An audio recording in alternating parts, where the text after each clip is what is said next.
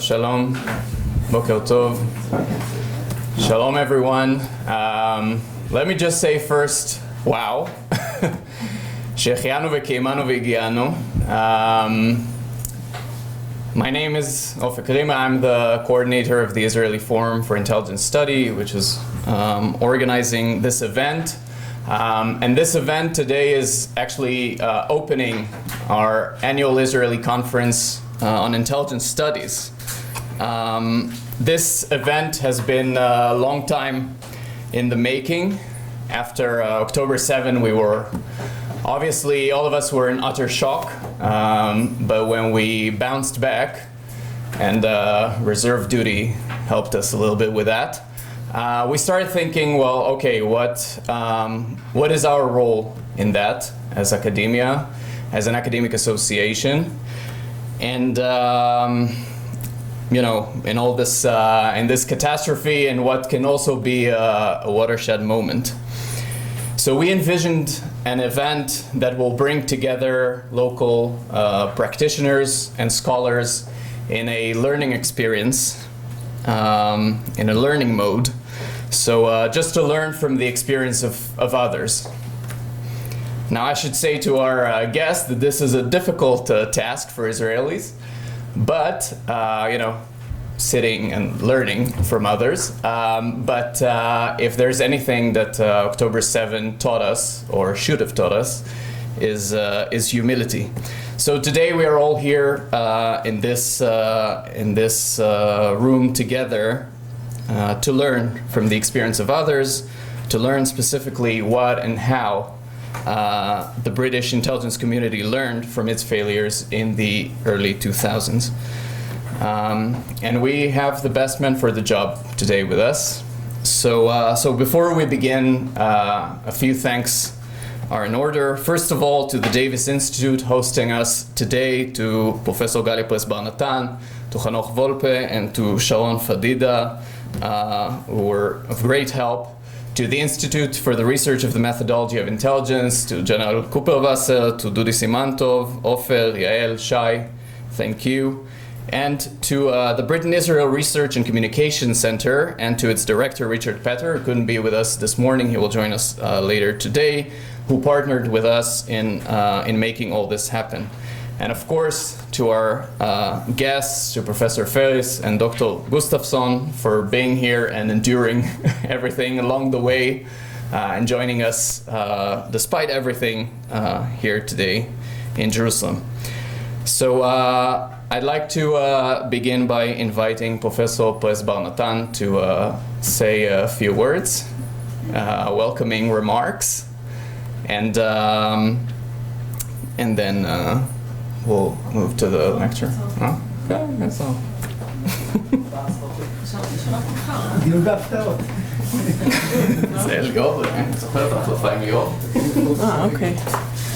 Okay, hi everyone. I will be very brief. This is how I manage with strategic surprises. Not strategic, just tactical.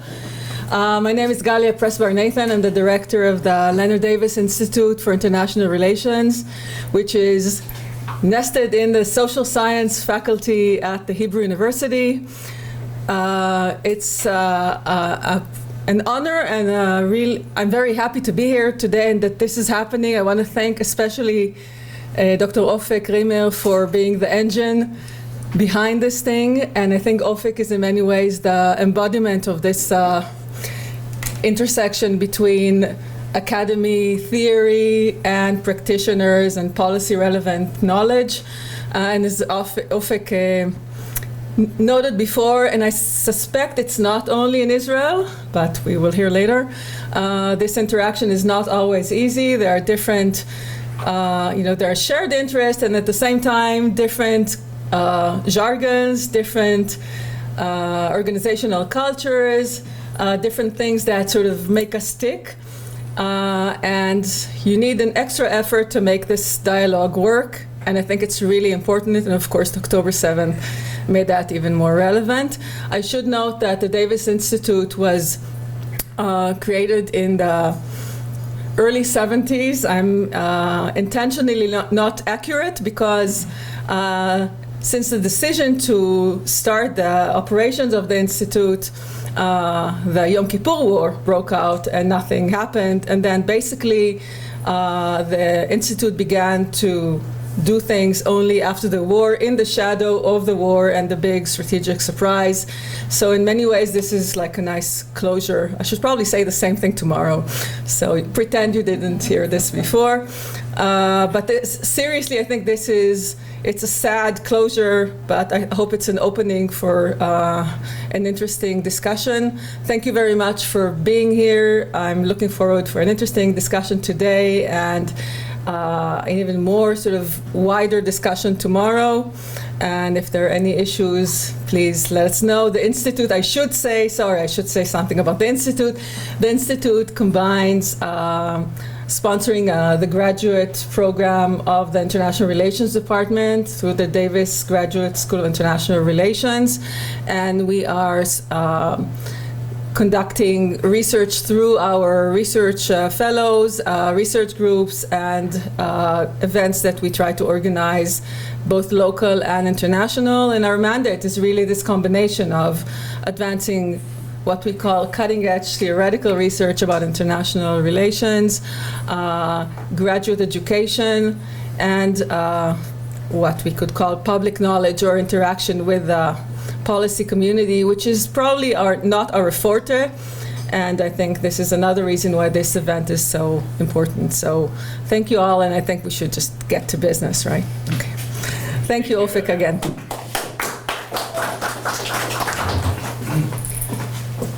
Okay, so now I'd like to invite, before we go to the lectures, I'd like to invite Dr. Ofer Guterman to congratulate you all on behalf of the Institute and to say a few words about this event and how it fits into the grander scheme of the academization of intelligence in Israel and the efforts to promote the professionalization of intelligence analysis in the Israeli intelligence community.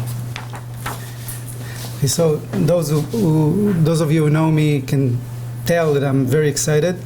And indeed I am very excited to open this workshop, which I believe, in retrospect, may be considered an historic event. Nearly a year ago, the Israeli intelligence community experienced the greatest failure in its history. It's clear that this failure has many explanations, and the investigations and learning processes are just beginning and will continue for years. Nevertheless, we can already determine that intelligence analysis played a crucial role in this failure. Therefore, our professional and ethical mandate is to invest every effort in improving the expertise and professionalism of analysts and analysis units, and also in strengthening intelligence studies in the Israeli Academy as an additional driver of professional and ethical excellence in intelligence practice. Efforts in this direction are already underway, inspired also by changes and reforms made in the UK and the US following their intelligence failures. Today we have the opportunity to gain insight from the very people involved in those organizations and in these change processes, who can provide us with much deeper knowledge and understanding of this important reference. Therefore, I believe that today is an important step in the long, indeed endless journey of both the intelligence community and the Israeli Academy community to strengthen the practice and education of intelligence analysis and research. This day is also the inaugural event of the Israeli Forum for Intelligence Studies, IFIS, under the joint auspices of the Institute for the Research of the Methodology of Intelligence and the Davis Institute.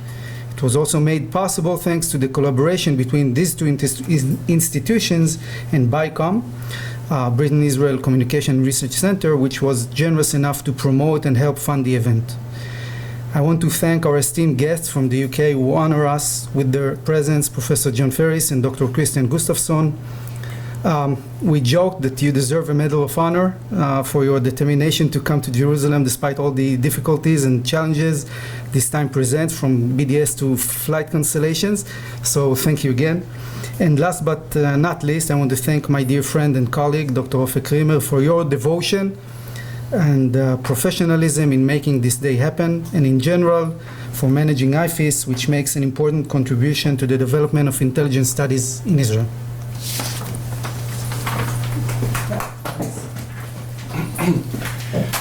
Okay. Okay, so now just one quick word before we begin. I'd like to say that we are recording the first two lectures. The camera is not no one in the audience will be caught on camera, okay? It's just facing here with a massive zoom, okay? So, and we will also do editing, so feel free to ask questions, engage in conversations. We will edit things that are not part of the lecture out. So I'd like to invite now Professor John Ferris. The floor is yours. 45 minutes will hold. With, and then Q&A and... Okay. First of all, I'd like to say that I'm very happy to be here, despite all of the problems involved in physical transportation, for a number of reasons. One of them is that one of my best friends actually was one of the first Israeli intelligence specialists, or was an academic, Michael Handel. And I learned a great deal from Michael.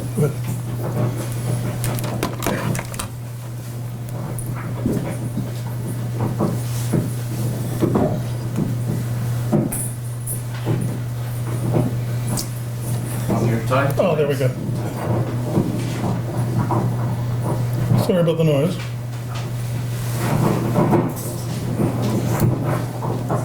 On the tie, it's better. Okay. Or on the lanyard.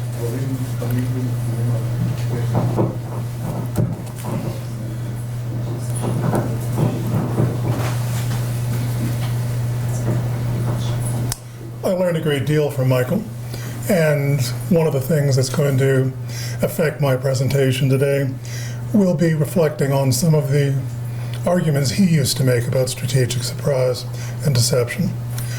Beyond that, what I want to do is to use a discussion of British experiences with intelligence failures,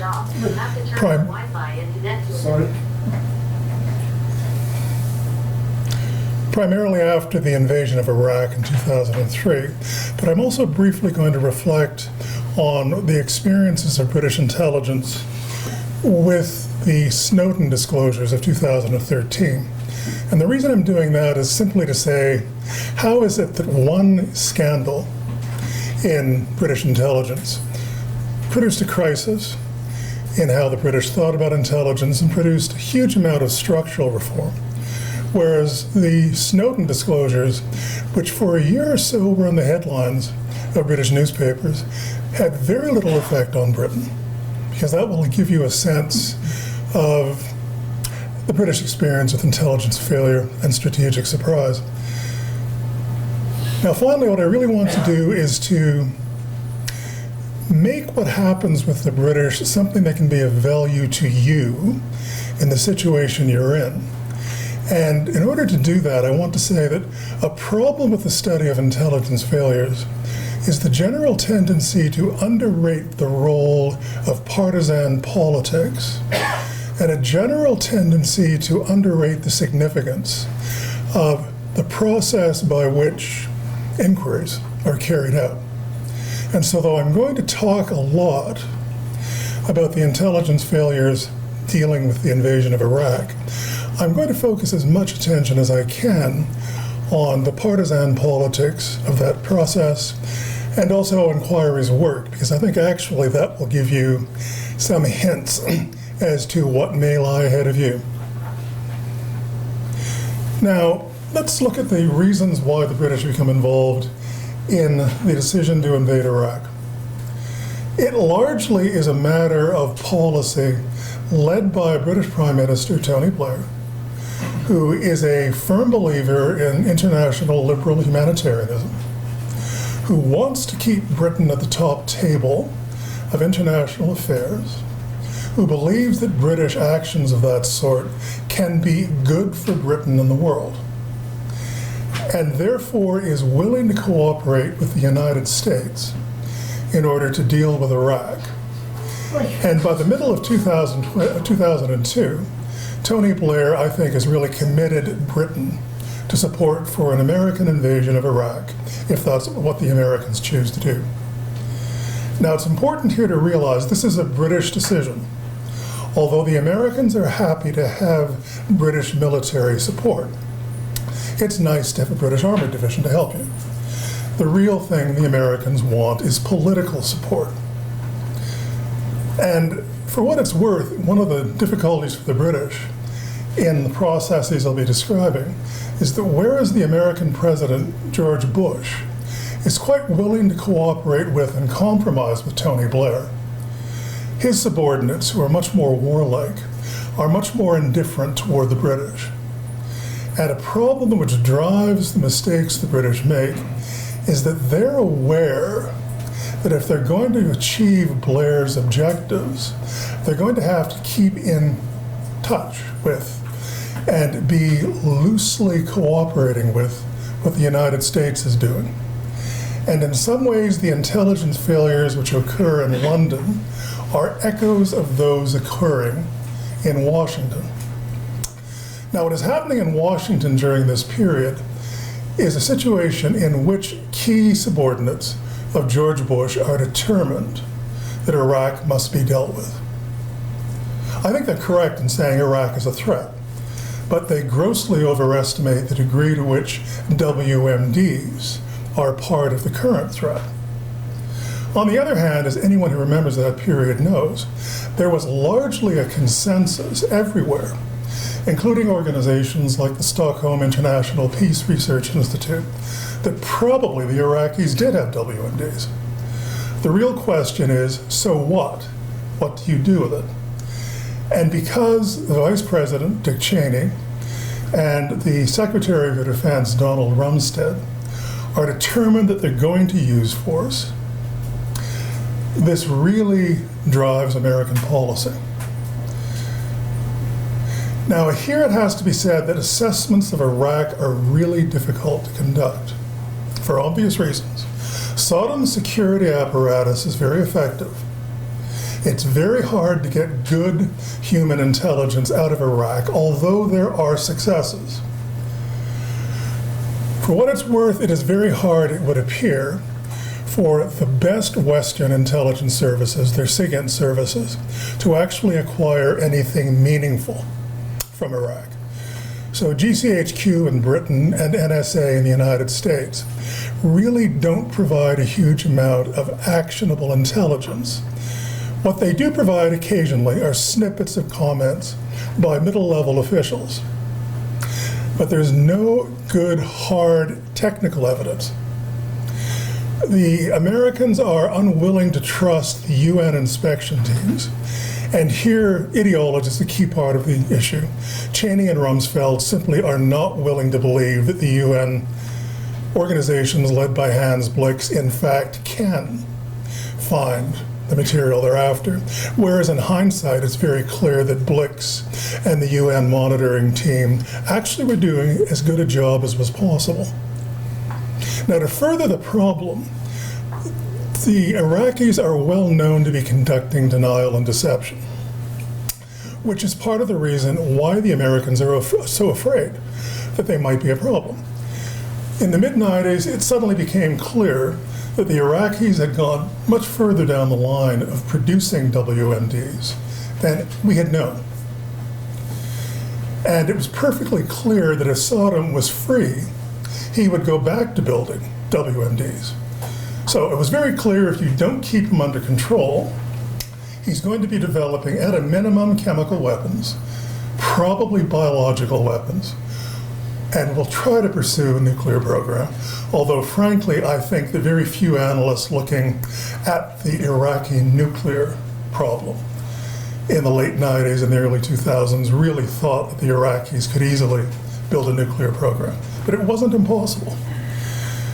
But the other thing that wasn't really clear to us on the outside is the degree to which denial and deception was part of how Saddam governed Iraq. So when the war broke out, Saddam's generals actually believed that Iraq really did have a great WMD capability. And after the war, when the Americans captured the head of the chemical weapons branch of Saddam's regime and said to him, "Do you think it was possible that Saddam had created a parallel organization to develop chemical weapons of which you knew nothing, which was kept absolutely secret. And he said, of course, that's the way the system works. Now, of course, the final reason why Saddam is doing this is because when his chemical weapons and biological weapons capabilities were stripped away from him in the mid-1990s, suddenly Iraq was extremely vulnerable to Iran and to Israel. And in order to limit your likelihood to attack him, he tried to keep up a pretense that he had these weapons. And the fact that we could see some indications of how he was trying to do this through his propaganda and his deception actually encouraged our willingness to take action. So from a political point of view, the British are confronting real problems. Tony Blair, like George Bush, genuinely believes that Saddam is a threat, and I think that was correct. They genuinely believe that he is a great immediate threat, which I think was quite an exaggeration. They believe that it actually should be possible to find good intelligence to prove the point. Now, the final thing I'll say before I turn specifically toward the British is that the British are aware of how politicization of intelligence, and politicization is a really complex matter. I'm simply saying that this is a case where people are conducting much rougher politics with intelligence than usually would be the case. In Washington, politicization is very brutal. Essentially, the CIA is frozen out. People like Cheney and Rumsfeld do not take its reports seriously. Rumsfeld actually creates an independent analytic organization within the Pentagon whose job essentially is to produce the intelligence assessments that Rumsfeld thinks should be made. And under these circumstances, CIA realizes that it has a real problem of credibility. It does try to answer what its bosses want to hear, because after all, if you're an intelligence service and you're not trusted and you're not listened to, what's the point of being there? But I will also say, in their credit, that CIA does maintain a relatively decent level of quality control. And in hindsight, it provides a reasonably honest account of what the situation is, which in fact is not dramatically wrong. In Britain, however, the situation is different. The British are aware of how the politics of intelligence work in DC. And in September 2002, Sir Richard Dearlove, the head of SIS, or the British Secret Intelligence Service, comes back from several days in Washington, and it tells the JIC, the Joint Intelligence Committee, and other people in London that the situation in Washington is this. The policy is fixing the intelligence rather than the intelligence fixing the policy. And so the British intelligence community now is in a political position where it's going to be facing pressure from its bosses. It knows that. It also realizes that its bosses have to work in parallel with the United States. And so when I say that the politicization in Britain is an echo of what's going on in Washington, that's the reason why. Now, what occurs from September 2022 until the invasion of Iraq, between the British political leadership and the British intelligence leadership, is really a dance around a number of different issues. Tony Blair confronts a big problem when it comes to a policy of invading Iraq. In the United States, George Bush does not have to explain to the American people why there's going to be an invasion of Iraq. After 9/11, Americans are very tough-minded. I remember, I think it was probably December 2002, taking my son to a wrestling tournament in Shelby, Montana. A very patriotic part of the country. But it was intensely clear just seeing how people were singing the American national anthem, just how fervent they were. But that wasn't the case in Britain. From Blair's point of view, the difficulty is you're confronting a difficult PR problem. Many important members of your own party do not want to be involved in an attack on Iraq. The opposition is at least wishy-washy on the issue. So if you're going to justify the attack on Iraq, you have to find arguments that your people will accept. And here the British turned toward a use of intelligence that had become common after the Cold War. It was rare during the Cold War, but common afterward, in which governments used their intelligence agencies to produce briefs for their publics rather than for the government, pure and simple. Now, the dilemma is, of course, if you are the Joint Intelligence Committee providing an assessment to the British government that is a secret document, that's one thing. If you're going to provide an assessment that's going to become a political football, it's another. And what occurs afterward is a combination between extraordinary technical failures on the part of SIS. And those are the areas where ultimately the British learn lessons, along with a soft form of politicization. Now, among Brits of 2 or 3 generations before, there was a phrase about an old boy network. An old boy simply meant there were a small group of people who were making decisions. They would work informally, old boy to old boy, in order to solve issues. And the kind of politicization that occurs in Britain is one which I would call a kind of old boy approach. It's a soft form of politicization which is very different from what is occurring in Washington at this time. And for the British intelligence community, what this does is provoke, is provoke a kind of crisis, in the sense that you know what your boss needs to hear. If you say what your boss wants to hear, your boss will be happy. If you needlessly resist your boss, then your boss is not going to be happy.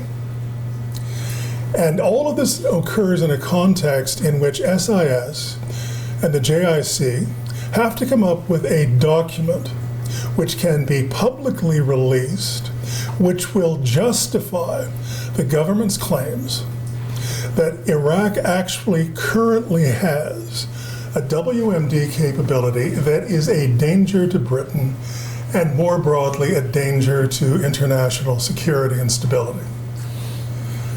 Now, the first problem is that SIS, which is overseeing the construction of this document, makes a huge number of mistakes. Really very obvious ones. In particular, there is no quality control over the use of sources. Now, if you know the JIC, historically speaking, the base of its work is SIGINT. It likes SIGINT because it's a relatively believable, relatively accurate source of intelligence that when it works well can really give you a backdrop. But because GCHQ, like NSA, is incapable of providing that SIGINT background, you're driven towards sources which are much less useful. Because the British intelligence community knows that if you rely on reports from Hans Blix, the Americans are not going to take it seriously. So you downplay what I personally think, in hindsight, was the best intelligence source available on the current state of Iraqi WMDs. These are background issues that are rarely discussed when people are looking at the so-called September document, but they explain why the British end up relying on human sources which in a number of cases are uncollaborated and in a number of cases have no historical track. So in other words, you're suddenly dealing with subsources who've never provided information before. You don't know how good they are. And the question is, how far should you trust it? Now, normally, British intelligence practice would be to say, we're not going to put much reliance on these kind of sources. But when you're trying to build the best case you can, well, they're the best you've got. Now, beyond that, the JIC is involved in spectacular forms of incompetence. A large part of the September document, which is alternately called the dodgy document, depending on your political point of view, actually are an unacknowledged plagiarization from a dissertation by an MA student. It's literally word for word for a couple of thousand words, and they don't acknowledge it. And when the press, after the document is released, within about a week are able to show that this is the case, it really undermines the credibility of the report. But if the lesson the British learned from this is don't plagiarize documents which don't have much credibility, well, that's not exactly a fundamental lesson to learn. And you have to ask yourself, why is it that SIS ends up doing so? Well, part of the problem is the soft form of politicization. Now, there is nothing wrong intrinsically with having authorities argue with intelligence personnel or intelligence analysts about the meaning of the material they've got. In fact, in an ideal world, an intelligence analyst would like to know that the decision makers are paying attention to what they're saying and they're thinking about what they're saying. So in other words, allowing somebody from the political side, to argue with the secretary of the JIC is not inherently wrong. But the way this is done has a spectacularly bad effect. Because Tony Blair assigns the task of arguing with the secretary of the JIC to his own spin master, he's a great media figure. And by the way, if you go on YouTube, you'll actually find that he and a British ex-Conservative MP are running constantly commentaries on British politics. And you can see from that just how remarkable and formidable Alistair Campbell is. Now, he's up against one of the most highly respected figures in British intelligence of the time, a man named John Scarlett. John Scarlett had managed the great British agent in place, Oleg Gordievsky, for a very long period of time. He had worked out the process by which you could exfiltrate Gordievsky from Moscow and get him out of the Soviet Union. And when Gordievsky is on the verge of being discovered, he follows Scarlett's instructions and it works. And Scarlett does the almost impossible. He actually builds good intelligence relations between British human intelligence and French human intelligence. And believe me, historically, that's not an easy thing to do. And he is regarded, I think, as the leading human intelligence officer in Britain of that time. Now, in the September document, in an earlier draft, what you have is a situation where, on the one hand, JIC is going a long way down the road to try to meet the demands of the government. It's building the best case it can, although, as I say, it's actually quite a weak case. But there's a paragraph 18 in which the JIC explicitly says, the JIC is providing this material, but we have no ability to be certain that it's correct. And in effect, JIC is distancing itself from the case that the document is making. Now, from the point of view of Tony Blair, this is not good enough. Because if JIC explicitly says in a document you're using to build public support for a war, that, by the way, we don't really know if our assessment is correct, that's clearly going to damage the assessment. And what happens is a round of discussions between John Scarlett and Alistair Campbell in which they argue over how to draft and redraft the document. And the final effect is that the JIC withdraws the paragraph that says, we in the JIC can't be sure this is really true. Now, there's no question that this is a function of political pressure. On top of that is another issue.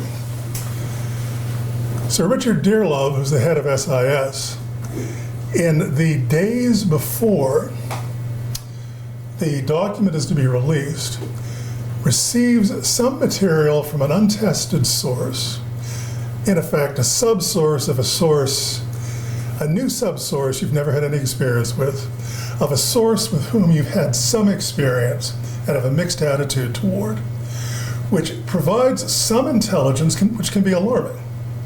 And in fact, the intelligence report they're getting says the Iraqis could launch a WMD strike within 45 minutes of an order to launch. Now, this is factually wrong. And beyond that, it's referring to a hypothetical tactical case of the use of WMDs, whereas the document that's released leaves its readers to assume that this might be a strategic level use of WMDs. Well, Richard Dearlove goes directly to Tony Blair, and it is inserted back into the JIC document. And finally, the single biggest mistake that happens, in my opinion, is that they do not send the revised final document to the only analysts in the British government who actually understand anything about WMDs, which is the Defence Intelligence Service, which actually has quite competent people. If the DIS had seen it, they would have kiboshed this particular comment. So finally, you have a document coming out, as I say, the September document, released publicly, which is marked above all else by incredibly incompetent analysis and composition on the part of SIS and the JIC, and which makes claims which in fact are factually erroneous and really unbelievable. The dodgy document does not convince anyone who was already not supporting Tony Blair's ambitions. And one of the political problems that continues for Blair is that he's not able, he knows, to build a consensus that is going to easily allow him to support a war involving British forces against Iraq. But he's determined to do so anyway. Now, this points to a second area of politicization, soft politicization, Dearlove's relationship with Tony Blair. There's always a problem when you're confronting politicization. Consumers can politicize things, and that's what is happening when Alistair Campbell goes down to the level of the JIC and attempts to manipulate their presentation in order to be able to affect higher level groups. There's also politicization by users. And in effect, Dearlove enters into a relationship with Tony Blair, which is really far too close. And I will tell you that when all the dust settles, British intelligence officers of, say, the experience of David Omond, I spoke to him about this when I was preparing my presentation, they really ended up with a great sense of disappointment, especially with Richard Dearlove, to a lesser extent with John Scarlett. And it's partly because the British trusted their own people to be honest and competent that the British intelligence community was struck by what happens.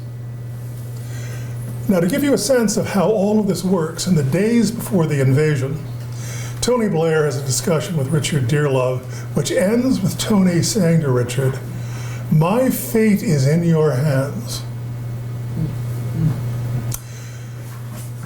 Now, after the invasion is launched and is successful, John Scarlett talks to Alistair Campbell and says, "What will happen if we don't find WMDs?" And Alistair Campbell says, "We're going to be in lots of trouble." Now, of course, what happens is the war is launched, it is successful in terms of annihilating Saddam's regime. It is dramatically unsuccessful in terms of the political preparations. That's where things go dramatically wrong. And above all else, despite all the searching that the invaders do, they can't find evidence of live WMD programs because there aren't any. Now, of course, on the other hand, it's extreme. If you had allowed Iraq complete freedom of action, it would be very easy to rebuild bacteriological weapons, fairly easy to rebuild chemical. So there was a latent significant threat. But in political terms, because Tony Blair's problems had left both the British and the Americans committed to a situation where the war was only justifiable if you could find WMDs. This is a real political problem. Now, what I'm going to spend the rest of my presentation on is looking at the process of reportage. Soon after the invasion is launched, the many journalists and politicians who are opposed to the war are able to acquire some idea of the political elements that had been occurring in the run-up to the war. And in particular, a major figure in the Defense Intelligence Service, and actually Britain's leading expert in WMDs, David Kelly, talks to a couple of journalists. He's allowed to do this. This is part of his normal job. But he actually releases some material which shows the politicization which had happened in the construction of the September document. And these reporters go public with it, and in a horrifying set of affairs, in order to defend itself, the British government indicates that David Kelly was involved in this process. He's suddenly dragged out of privacy to talk before the House of Commons. 2 days later, he kills himself. And immediately, the people who are anti-Blair are saying, he's been murdered. And also, was the truth about this case with the politicization of intelligence? And so the first of 3 British committees set up to examine this process, look into it. This is the Hutton Committee, which is a very narrow remit, which is essentially to look at what had happened with the David Kelly issue. And it provides an account, which is actually, I think, accurate enough, given the narrowness of his remit, to be justified as competent. He says Kelly didn't kill himself, and he does, in his report, refer to some of Kelly's comments about politicization as having been accurate. But Blair and company are able to whitewash this. And I have to say that Hutton ends up being not nearly cynical enough about the government. But then, when it has become clear in the United States that there were no WMDs, the United States government and Congress both set up investigatory committees to look into the process of how it is these failures occurred. And Tony Blair has no choice but to follow suit. And he sets up a committee called the Butler Committee, led by a large selection of the great and good, whose job is to go through the evidence. And the Butler Committee is extremely able and very quick moving. They deliver their report in about 4 months. They question everybody. They are essentially able to identify all the main things that had gone wrong. And they make series of proposals about how to ensure that those things don't recur. What I would say about those proposals is that, in fact, they are followed. Issues like creating a quality control officer who's supposed to look at documents going out to make sure that they're competent. Quite why you need to do that is another issue. Regulations about how you should use news sources, etc., etc. And these are adopted whole scale by the British intelligence community. And insofar as there is a set of lessons learned from these intelligence failures, the Butler Committee provides them. It also provides very accurate, publicly available reports of how the process of politicization had worked. And in hindsight, actually, it hits all the main points. But on the other hand, it doesn't, annihilate Tony Blair. And so the opposition to Tony Blair and the decision to go into Iraq isn't satisfied with Butler's report. The British intelligence community is satisfied with Butler. And in fact, they learned no lessons, or they aren't particularly interested in the last report that's set up in 2009, which sprawls out to 2016, which looks into everything that had happened under Lord Chilcot. Now, the Chilcot Committee report is actually extremely useful as an historical document because it prints publicly statements which the Butler Committee had read, brought into its assessment. And so from the point of view of you, if you're interested in the topic, Chilcot is very useful. But if you really want to know the main lines of what happened, Butler is adequate because the report really deals with everything. Now, before I turn to a brief comparison of what has gone on with I just want to shed some light about the issue, since I was then the director of research division in the Israeli intelligence.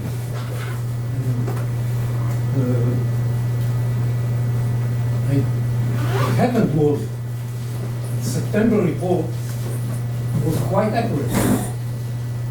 In October, the Iraqis took out of Iraq all the residual chemical weapons they had. So when the report came out in September, it was right. The Iraqis still had quite a considerable amount of residual capabilities of chemical weapons. What they did in October, they took it out and sent it all to Syria. So maybe all the lessons learned are a little bit problematic. that I can believe, although for what it's worth, I always suspected that the Iraqis had some old chemical weapons. But I'm willing to believe what you're saying. Now, if we look at the scandal that occurs with the Snowden disclosures, for a couple of years, it is as spectacular a problem in British intelligence as what occurred with the invasion of Iraq. Snowden, who was a mid-level contractor in NSA, had access to what I would call the lower level of significant SIGINT available to NSA. Basically, NSA had its own Google. And you had all sorts of organizations shopping their wares. And it was open for anybody who was allowed into the system to investigate material from lots of sources. And that's what Snowden is drawing material from. His access to really important SIGINT is limited. But when Snowden releases this material to a number of journalists who he knows are hostile to Anglo-American SIGINT, he's doing his best to bring this material out. Now, it's important to realize that the technical community, including people like Bruce Schneer, who I, for my money, is the best private analyst of SIGINT around, had no idea of what would be discovered. So there was an astonishing moment when people were coming to terms with what it was that Anglo-American SIGINT could do. Now, the fundamental mistake they made is that Anglo-American SIGINT works through traffic analysis when you're dealing with internet-based stuff. You use traffic analysis, i.e. links between one IP address and another, in order to build up social networks to determine whether it's worthwhile going after through cryptanalysis or hacking what's going on within a system. And so if you didn't know that, and I will admit that even I actually took a few weeks to fully understand that, what you thought was that the British and Americans are able to read every single email message available, whereas in fact they could read relatively few of them. You know, there are hundreds of billions of telecommunications events occurring every day on Earth. And it was possible for GCHQ and NSA to go after a sample of this material and do a traffic analysis, sweep through it, and then flush the material from your system in 2 or 3 days in order to bring in new material. But what happened was sections in the British and American press who were opposed to SIGINT and also opposed to the way their governments operated, built a large furore over this matter. Now, what happened was that the British and American governments addressed the problem in different ways. In Britain, the key point is that the political leaders of the 3 major parties all together announced, there's nothing we did not know about with what GCHQ was doing. And the British actually set up a number of committees which had extraordinary access to GCHQ material in order to assess whether what GCHQ was doing was justifiable morally and also usable, valuable. And the conclusion was, yes, it is. Yes, it was justifiable, and yes, it was valuable. And in the end, what happened in Britain is that eventually the problem went away. You know, the people who really hated GCHQ or SIGINT still hate it. But nobody was paying any attention to them anymore. In the United States, the process was slightly more complicated because politicians were not willing to say, we knew about it, even though they did. Because Obama and other people knew that their political credibility would suffer among some of their supporters if they said, yeah, we knew about it. But the Americans did release a large amount of material relevant to the material that had been collected and how it had been assessed. And in the end, it was convincing enough that Americans stopped being worried about it either. So the point I'm making is that one of the reasons why in 2013 you have a different situation than you do in 2002 are because there was a scandal and a failure in one case, and because there really wasn't a scandal, although there was a press furore in the other. Now finally, let me spend about 5 minutes talking about the things that I think are of use to you, Israelis, as you confront what is going to happen sooner or later. Clearly, sooner or later, there will be a rerun of the Agronat Commission, something like that. My own sense is that much of, I hate to say this, Bibi Netanyahu's military and political strategy is a matter of trying to stave off the moment when that will happen, and I am sorry to have to say that, but that's what I believe. But sooner or later, there will be reportage. And at that moment, really, you're going to have to say, what kind of committee or commission do we need? And I would say the Agronat Commission actually is a reasonably good model. Because if I'm looking around for something I would compare to 710, Yom Kippur strikes me as being a fairly good analogy. It's certainly closer than any others I can think about. The second thing you're going to have to confront is that, of course, there's going to be intense partisan politics involving the establishment of a commission and involving its response to what goes on. I mean, essentially, the Agronat Commission forces Golda Meir to resign. And it begins the process in which the Labour Party loses its hegemony in Britain. And I would say that if you look at the political fallout of strategic crises and intelligence failures, there is always an effect on partisan politics. And the issue always involves how partisan figures react to that material. So those are going to be the things that get in your way. And here I would say that thinking about partisan politics as being a live part of the process of intelligence failures and how people respond to them is a very important matter.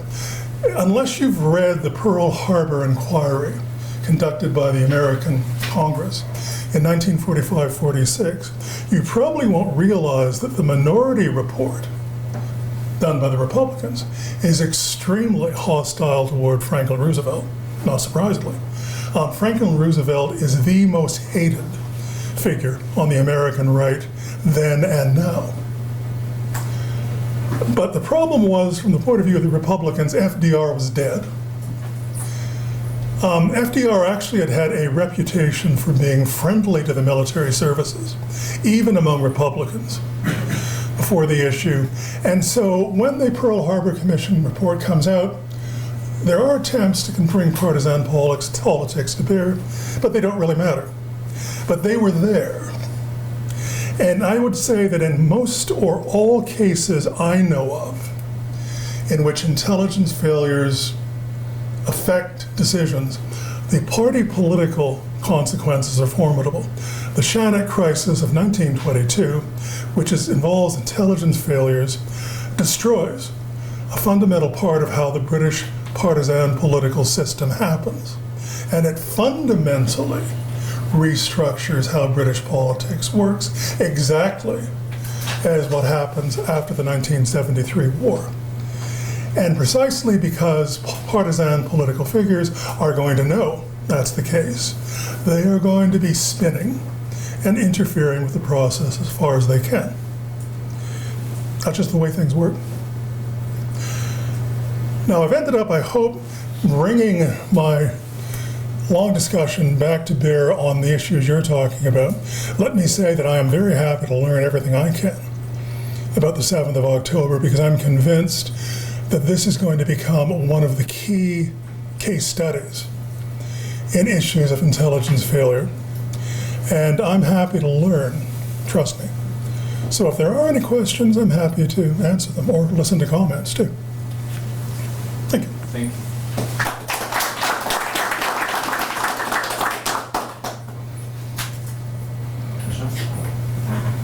Thank you for a fascinating talk. I just want to harp on the last point you made about the political effects. I couldn't agree with you more, and I think it also, of course, occurs even in non-democracies. Stalin even delayed the investigation until his death, Barbarossa. Yes. But I'm wondering, if hadn't politics changed fundamentally, especially in the West? This level of politicization, in which the base supports you no matter what. Can we really apply the models of the 40s and the 70s and even the early 2000s to the level of democratic polarization now? My answer is no, but that we should not underestimate the degree of partisan political polarization. In the United States in the late 1930s, I've been researching for years a book on Pearl Harbor. If you go through Republican attitudes toward the Democrats, the hostility is overwhelming. And indeed, Herbert Hoover, the ex-American president, who's kind of the leader of the Republican Party in the decade before the Second World War, in September 1941, in other words, before the Pacific War starts out, is actually writing, I think that Roosevelt is using Japan as a backdoor in order for the United States to go to war with Germany. So I would say that you would be wrong to think that there isn't a high degree of polarization, and that's also true in the Shannon crisis, where essentially the British conservatives are so sick of David Lloyd George that they just want him to go away and die. But yes, I believe that partisan political issues are much more prominent now, and that will affect how both sides, or all sides, I should say all sides, because it's not just two necessarily, are going to follow this process. You spoke about the lessons learned from the Battle Committee. But looking forward, to what extent these committees that you mentioned had a cultural impact on the way British intelligence does its business? I'll cover that a lot in my talk. The answer is, I think, quite significant, but My sense, there are two perspectives. Is there a fundamental change in how the culture of British intelligence works? And I would say that it really depends on the service, and you have to bear in mind other things that are happening. GCHQ had gone through a profound cultural change in the early 1990s, a fundamental one, which actually prepared it very well for the circumstances that occurred after 9/11. I think there was a great sense of disappointment by British intelligence officers as a whole, looking at particularly Dearlove and Scarlett, but others as well. I mean, every SIS representative on the JIC had signed off on the September document. And all of John Scarlett's main competitors to succeed Richard Dearlove were also committed to having signed on that document. So in some ways, not a huge amount, but this term culture is so big that it's possible for both I and Kristian to give you different sorts of answers, and for each of our sets of answers to be right. Do you think now that they became more cautious about saying anything clear about what they think and just... I think they started to move back toward the Cold War approach, in which they attempted to avoid being caught up in supporting one political party or another. Now, in other words, what I'm saying is that what occurs around 2000 is the aberration for the JIC system, rather than what occurs after the Butler report. But it really depends on the institution and the service. And the key thing to understand about the British system is that then, somewhat more than today, but even today, people trust their colleagues to be honest and competent. And so when you set up formal organizations which say, gee, there's going to be quality control, so we will make sure that we don't send out crappy assessments.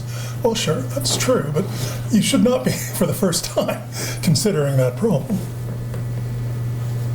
Yes? You talked about different levels of politicization. For example, the brutal politicization of the American and more softest way. What do you think is the softest level of politicization? Can you fall for it without knowing, without paying attention? The answer is that if you look at how decision-making works, policy and intelligence are not in separate pipelines or in watertight components. They overlap. And I would argue that a lot of what are commonly called intelligence failures actually are policy failures. And indeed, Mark Pythian, who I think has written probably the best accounts of the issues I've been dealing with, Mark Pythian has a phrase which essentially says that this is a combined politico-intelligence failure. And if you have a highly bureaucratized form of government, decisions are slower. But on the other hand, often what you're able to get is an avoidance of big, obvious mistakes. If you have a kitchen cabinet system like Golda Meir or like Tony Blair, then the real issue is who gets to sit around the kitchen chairs and get involved in the process. So every political system involving intelligence has different forms of politicization. And what in one system is normal politics, in another system would be called politicization. As a general rule, open political systems, in my opinion, offer the best means to deal with politics and to avoid failures. But if you happen to have a closed system in which the leader actually has a sense of the truth, and it is safe for intelligence professionals to tell him the truth, then in fact, despite the closed system, intelligence may work effectively. And I would also say that experience across the Western world in the past 30 years is that all it takes is a change in the person at the top to change an open system to a closed system as far as intelligence dissemination goes. You know, politicization as a topic deserves much more attention than it receives. My sense is that there's been far too much of a focus on the purely technical sides of intelligence failures without looking at the cultural or political side. Yes? You talk about the politicization. I try to understand to which level it gets in the organization, because they have a lot of cultural history before them. And for example, Jervis, in his book about Iraq in the United States, said that the organization was so complex that the politicization didn't have enough time to get mid-level executive. The American system for decision making is so large and Byzantine that the way it operates is unlike that of any other country. And the lessons which can be applied to Israel or Britain cannot be applied to the United States. And so the natural process in the United States is a large amount of inconclusive decision making combined with end runs by individual decision makers to try to get out of the morass and get a decision carried through. So yes, politicization can occur at a bureaucratic political level. In the case I was dealing with, it can occur at a decision involving national matters, involving senior officials. I will say that the one important point is that you can never take politics out of intelligence. And one of the problems a large part of the people who work in intelligence are intelligence veterans who often assume that the way things work in a military or a strategic bureaucracy are the way things work everywhere. And I notice in particular among American intelligence personnel a tendency toward a technocratic approach toward thinking about intelligence and its management, which I think is a serious problem. But that's also something that affects all American strategic decision making, period. These are my opinions, by the way, not necessarily the truth. Do you have, or are you aware of someone else who has some new idea about enhancing analytic integrity and preventing politicization ahead of time that distorts intelligence, not after the fact, that has not been tried or written about? No. And in fact, if I were to look at the Butler report and also think about what Michael Handel used to say, the key really is for intelligence professionals to be professionals, to have a code of behavior, sort of like that of Army officers, sort of like that of doctors, in which you will not do something which you know is wrong, even if you realize that's going to handicap you. Now, the problem is that for intelligence personnel, if you don't please your master, or if your master is clearly unhappy with you, you lose your credibility. Your agency loses its force. And so it's very hard for professionals to allow themselves to be outmaneuvered by some newfangled agency set up in another department, which is going to duplicate your work and do it badly. So the logic of the professional approach is to say, do your best, but in the end, be willing to lose out to a competitor, which is what happens with the CIA in the run-up to the Iraq War. They do their best to undermine the projections put forward by, there's a branch under a guy named Douglas Feith in the Pentagon, to limit the damage you can do, but you can't beat him because people listen to him. And from the point of view of George Tenet, he's put in a very difficult position. And he, in a way, ends up being the scapegoat for failures. He claims that the so-called slam dunk comment that he made and George Bush accepted didn't actually mean what people normally think it means. But I'm willing to say he was in a very tough position, and I can't really blame him for any relative minor mistake he may have made. But I have to say that the people and certainly the Anglo-American systems, who've had to confront these problems, have always ultimately said, intelligence personnel must see themselves as professional. They must see themselves as servants of the nation. and realize that there may be moments, and this is actually going to force you to allow cowboys who are ignoramuses to run wild. Yes? Thank you for a very interesting talk. If I may shift from politicization to another point you made, you started by saying that the failure in London is an echo of the intelligence failure in Washington, and I wonder if you have any insights about this, the bigger question of how intelligence because we were talking here a lot about the internal, the domestic issues, but how much of the failure can be a result of the failure, or the attempts to deal with failures like this could be a result of this international intelligence cooperation? How much there's, one mistake they basically sort of translates into other intelligence services, or on the other hand, there's more interaction and more critical thinking between services? First of all, there needs to be more serious historical research into these issues. I had some access to GCHQ material on its relationships with the Five Eyes. And so what I'm saying is really going to follow from that. These relationships can be really problematical. For example, I have argued that one of the reasons why NATO SIGINT during the Cold War actually would have been in a disastrous situation in a run-up to a war is because the Five Eyes excluded themselves from the SIGINT projects of the other members of NATO.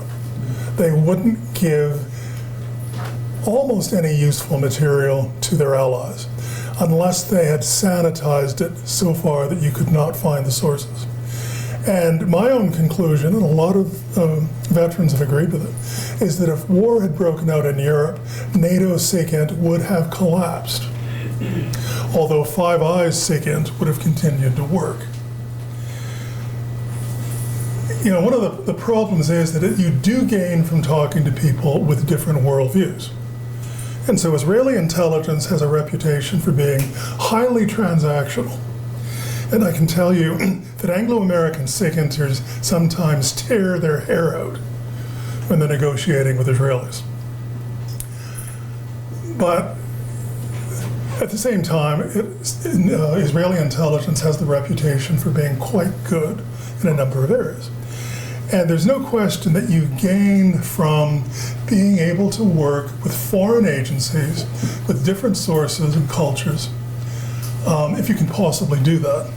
In the intelligence world, that's hard to do. But I think that this is an area where, as an historian, I say we need to know more than we do. But there's no question that's a major problem. In your academic experience, have you encountered cases in Western intelligence agencies in which the heads of the agencies were, let's say, politicizing the intelligence because of the numerous those cases exist, and I think, in fact, something of that sort probably affects most intelligence chiefs. I would say that if you look at the behavior of every intelligence chief I know of between 1900 and 1945, what they do, in fact, is open to serious question from our modern standards. So they were very loose, informal. They felt that they were the master of their own command. They could almost conduct their own independent policy. Now, it's also clear that in the Cold War, those problems occur as well. But at the same time, one of the functions of intelligence is to be a scapegoat when things go wrong. So I'm trying to remember the name of the French admiral who was in charge of DGSE during the Rainbow Warrior incident. Admiral, it'll come back. But I remember actually having a very pleasant drink with this guy 20 years later. Fascinating character, who started out his talks by saying, France has been surrounded by enemies ever since the days of Joan of Arc. But when you talked to this guy and found out his background, he was a commendable person. but he was a really right-wing Gaullist who worked for Mitterrand. And when the attempt to sink the Rainbow Warrior in New Zealand blew up in the French face, he gallantly took the dive for Mitterrand. Because, of course, it was Francois himself who had authorized what was going on. So, you know, the degree of how politics works at the level of intelligence chief and boss is significant, and it's best studied in the case of the American political system. I would be careful in extrapolating generalizations from the American experience on its own. And indeed, I would be careful about extrapolating British and American experiences to other people. There's a real problem in the field in the sense that a lot of practitioners, A, don't know any foreign languages, B, don't really know that there's a world out there, and C, think that the way British and American government officials operate is the norm for the world, or should be the norm for the world, when I would say that none of those things are true. Pierre Lacoste. Apparently, yes, it was. And I can tell you, he was a marvelous figure. He talked to me how at age 17 in 1941, he crossed the border into Spain, crossed the border to Portugal, took a plane flight to London, joined the Free French. I really enjoyed the couple of times I had a chance to talk to him. And I admired him as a man.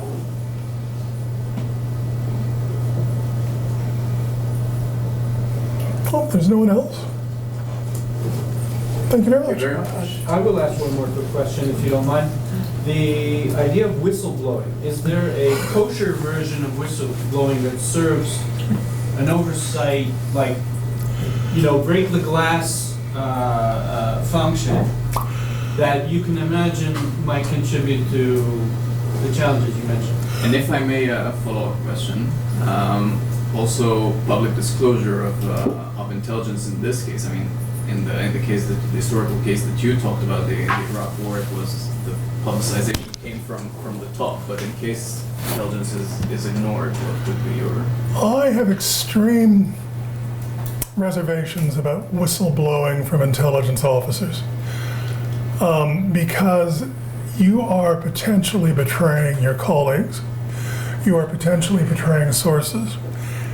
And I would suggest that if an intelligence officer feels the need to whistleblow, he or she should ask themselves, why don't I just resign? But I can think of many cases where leaking of intelligence, especially by people who aren't an intelligence officer themselves, are actually justifiable in the sense that they shake public opinion. So whereas I would say, you know, if you look at the way things work in DC, intelligence leaks all the time. If you look at what you can learn about live American intelligence today, it's extraordinary.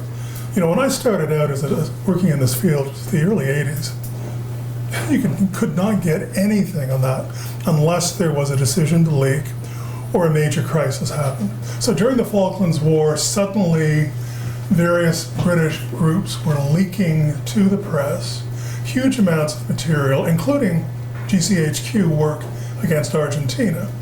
And in the United States, they were leaking even more material about what GCHQ was doing. But it was very hard to get there. Nowadays, it happens all the time. So I would say that I have immense reservations about an intelligence officer leaking. If you have a member of a consuming department which leaks, I'm not happy about it, but I don't see that as being nearly as much anathema. And so, do you want a question? Yes, I was talking about like officials sanitize the declassifications the same way the Americans are doing now, as they call it, strategic declassification. And this is authorized by the chiefs of intelligence. I am a firm believer that you need to protect sources and techniques. So I am convinced that if British and American SIGINT say, as I know they do, that we're not going to talk about SIGINT used in our planning for war against the Soviet Navy, because it's all of live value today. I say, if you claim that, I'm not going to argue. On the other hand, if the issue is what kind of assessment you're getting, especially if you're dealing with a current issue, as an historian, I think that after 5 or 10 years, you can release some material on that without compromising sources. No government is going to be willing to do that because there's too much embarrassment involved. But as I say, it depends really on what you're talking about. When I did my GCHQ book, one of the problems was that I had access to a huge amount of material that was right on the edge of what the British and Americans were willing to let release. And so I wrote up everything I got and sent out my draft both to the Brits and to the Americans, because the Americans basically had a right to veto anything that I wrote about them, and they did not do so. NSA was extremely fair-minded and generous because they wanted GCHQ to be able to tell its story. So some of the things that I wrote about, I just had to throw away, and I can never talk about. Although I will also say that the process by which they actually took those things out sometimes was incompetent. And if you look carefully through the index, you will find that things that they didn't want me to write about actually still exist in the book because nobody took them out. And I know that's partly because GCHQ wanted to keep them in.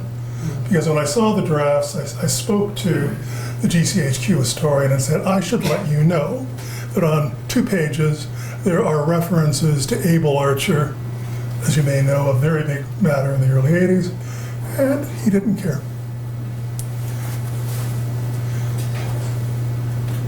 Thank you very much.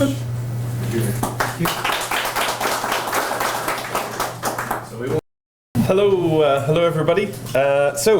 I'm Kristian Gustafson, and oh, can I have my notepad? I forgot my notepad.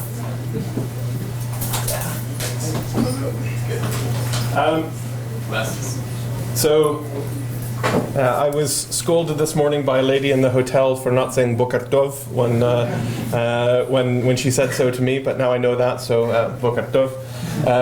And I just noticed when I came here that I turned on my computer and I immediately had internet, because we all have EduRoam, so the internet network. So if there's one thing that unites us, it's internet. And you will have noticed, if you're attuned to it, that Professor Ferris's accent and mine are very similar. We are both by origin, and him by current residency, Canadian. Now, many people don't really rate the Canadians in their normal conception of intelligence. However, if you look in the UK and around, you'll find an awful lot of Canadians doing this work. So we're a bit of a dark horse. Don't underestimate us.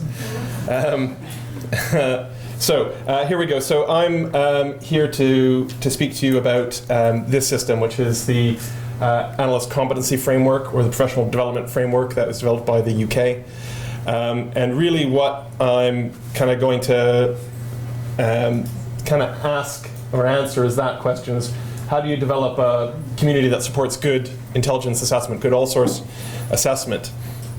And I'm going to look at sort of a series of those sort of sub-points. Now, I'll highlight to you that in this rating our experience, Professor Ferris is the real pro, and he did this without he did this with his notes and without any PowerPoint. But I'm the tyro, I'm the newbie, so I'm resorting to that, and I apologize. I'm trying to avoid this being death by PowerPoint. The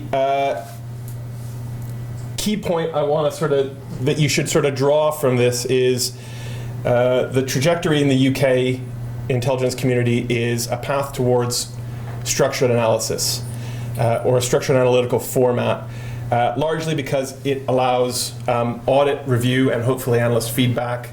It allows a professional framing of standards in a community, and it allows better communication of judgment to non-professional audiences. Now, if you're listening carefully to Professor Ferris's talk, you will see that an awful lot of the problem here comes in that interface between analyst and politician.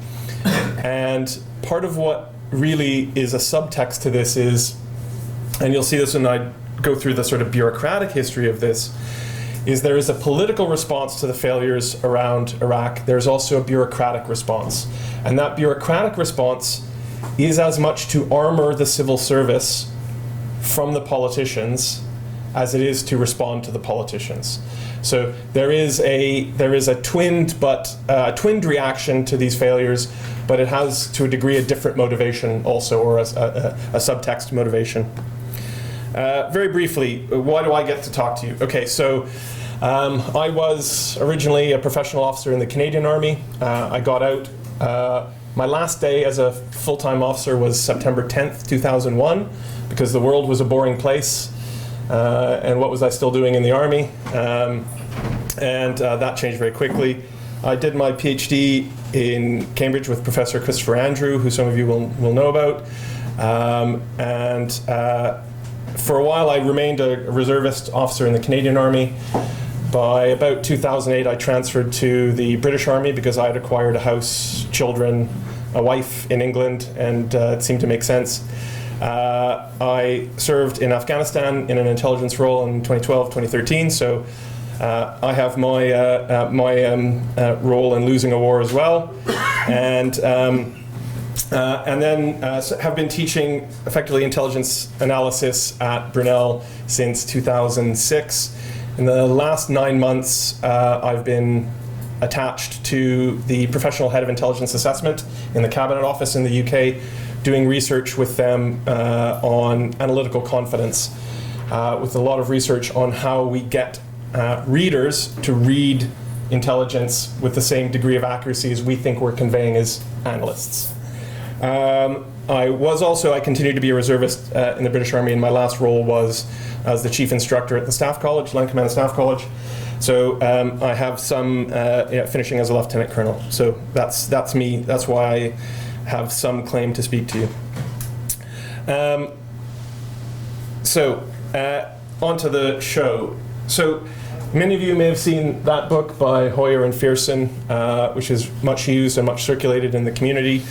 And that is very much the zeitgeist within the UK community right now, of increasingly using structured techniques. It's really a product of American thinking. The Americans start really bringing in political science, social science theory in the 60s, becomes more important in the 1970s under William Colby. Hoyer, who along with Fersen wrote that book, start working on things like the psychology of intelligence analysis in 1977. And it keeps going from there. It keeps pushing, and again, often driven by failure or accusations of failure within the American community.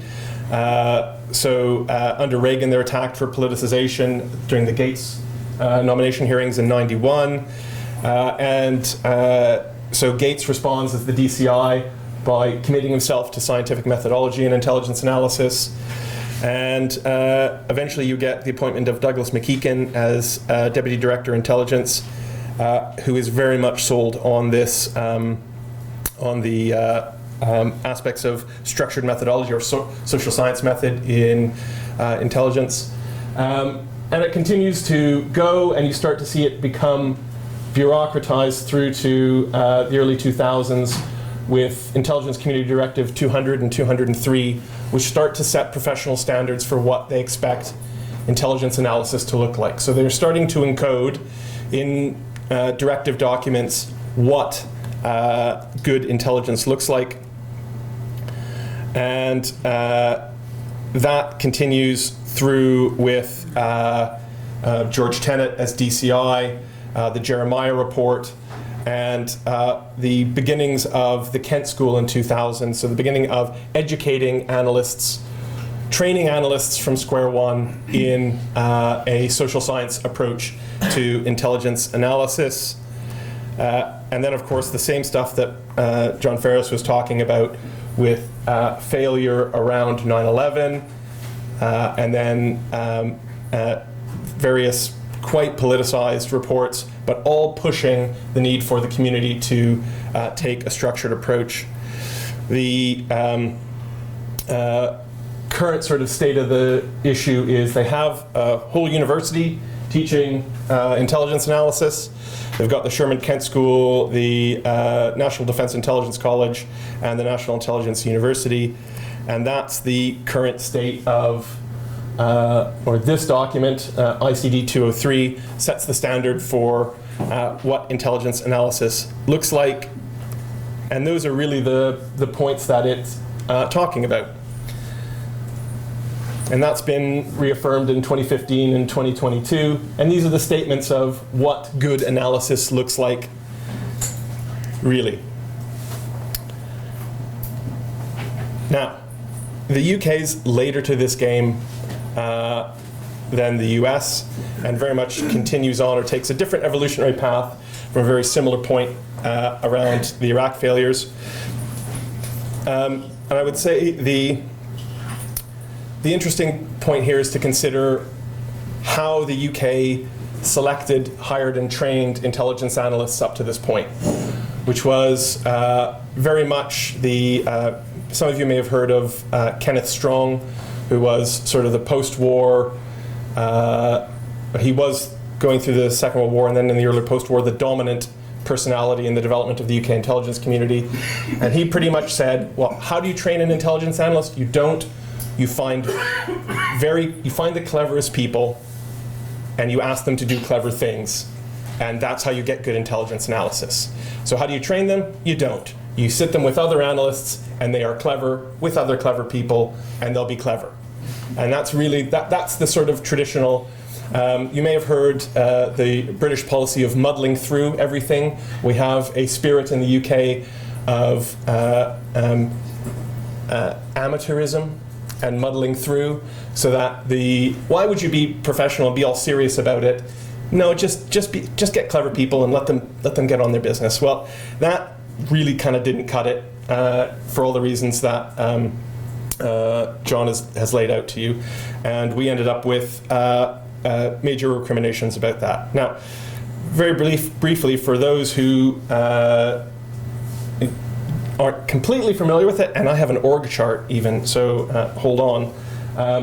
That's what we're talking about when we're talking about the intelligence community.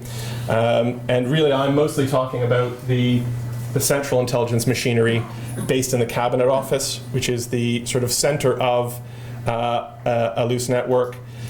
There's actually a very specific meaning for intelligence community in the UK, which is internally different than how people conceive of it externally.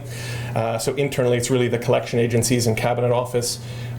More colloquially, there are a whole bunch of other organizations and agencies which have intelligence roles which orbit around that.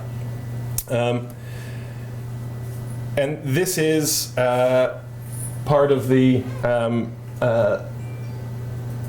thing here. So you've got various bits of it under various different ministries. And then this bit down here, Chairman of the Joint Intelligence Committee and the Central Intelligence Machinery sit under the Cabinet Office attached to the Prime Minister. So there is a bureaucratic complexity to this, which is different from the bureaucratic milieu of the United States and different from the bureaucratic milieu of Israel, clearly. So again, we started with that idea of inspired amateurism in the UK. And this starts to change after 9/11 with these two gentlemen, Tony Cook and Matt Jolly, who are both just retired but still around. And they start to, Matt Jolly comes from a background in operational analysis and wargaming, and he just thought we needed to do better. We couldn't just rely on inspired amateurism. And so they started going over to the US in 2002, 2003 to try and develop a curriculum for the UK. And then you've got all the bits that John has talked about quite soundly, where you've got the Butler Report, which really lays out the weaknesses in the system and begins to push for the creation of something called PHIA, which is where I've been attached, the Professional Head of Intelligence Assessment, which is the professional standards body which sits in the central machinery. it's initially created, but it's not particularly strong because all of the agencies in the UKIC are not particularly convinced they need to change. And the need for change takes quite a while, but you get some stuff along the way. 2006, Defense Intelligence pushes out something called Quick Wins for Busy Analysts, which is a originally quite slim sort of 50-page handbook on how to do structured analysis. And so it is actually not the central machinery that starts to push professionalization in the UK, but it's sort of a initiative from different parts, principally Defense Intelligence, under another friend of mine named Nick Hare, who starts to push things like creating something called the yardstick, which is the initial cut of the language we use when we make probabilistic assessment. Likely, highly likely, almost certain. So that's the first body to actually come up with an agreed bit of language on how we express probability. And it's only by 2012 that change really starts to happen, because they make being an intelligence analyst a career within the civil service. So up to this point, if you were an intelligence analyst, you were hired by GCHQ, you were hired by MI6, you were hired by Defense Intelligence, and that's where your career was. And you probably didn't have a lot of career path as an analyst. From 2012, you can have a career as an intelligence analyst without having to go run rail projects or sewage or water in a different department or do a HR posting or whatever. You can have a career as an intelligence analyst and get up to a senior civil service rank.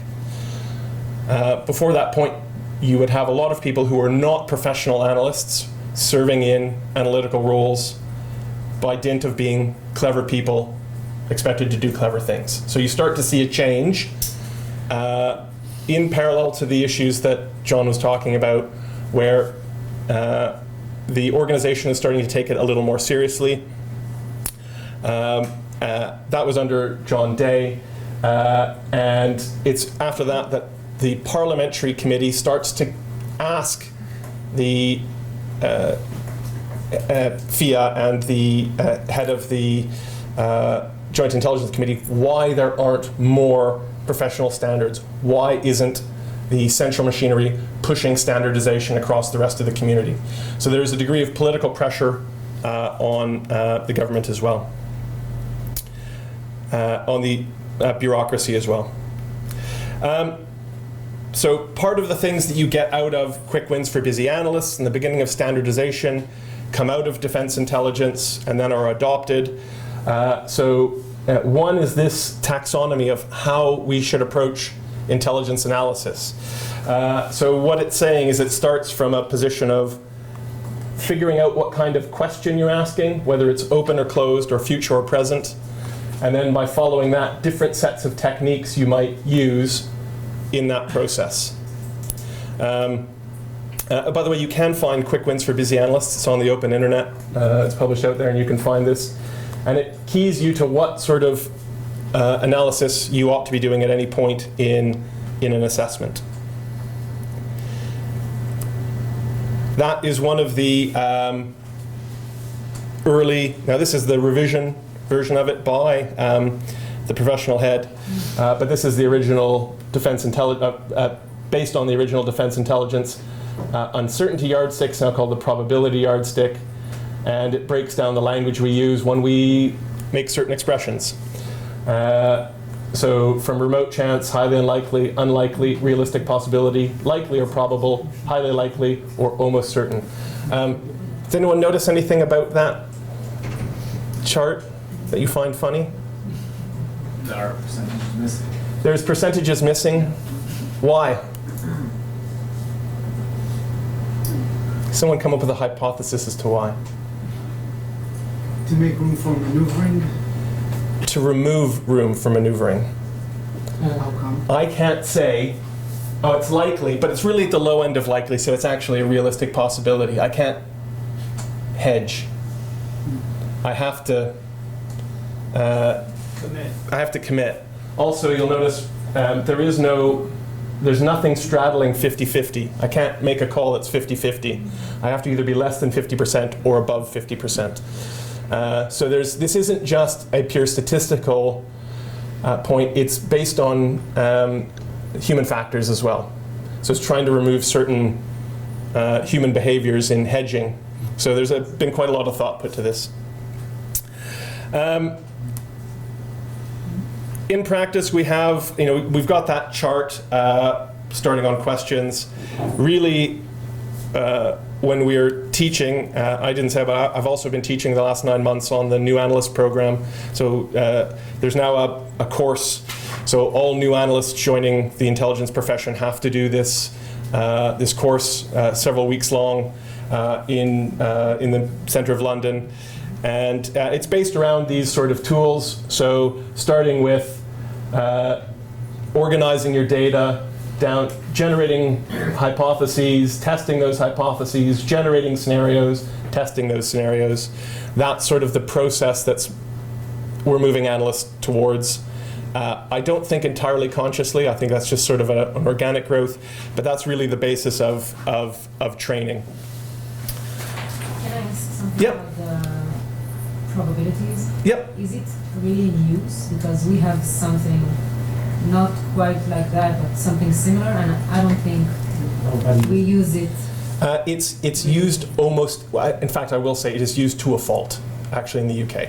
So people can't utter a sentence without deploying yardstick language. When someone says unlikely, everybody knows it's between 25% and 35%.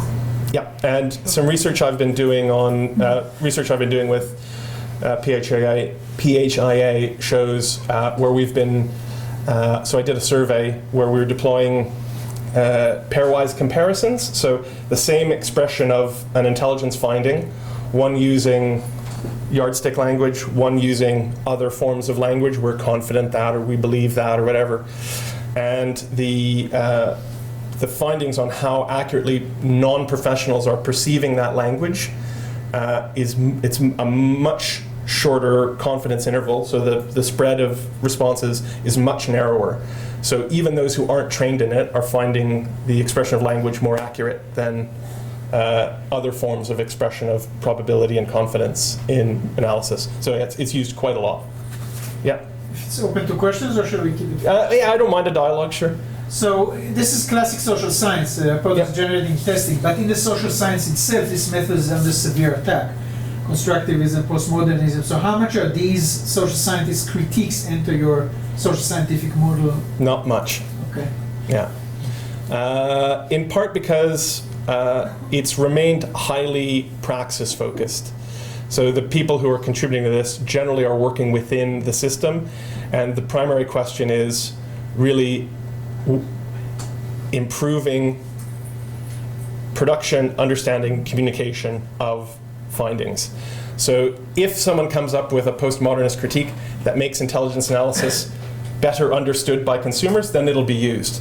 But if it doesn't, if it's talking about how many angels are dancing on the head of a pin, no one's got time for it. Yeah. Is there an effort to backtest the use of this forensically and see to what degree? Yep, that's my last 9 months.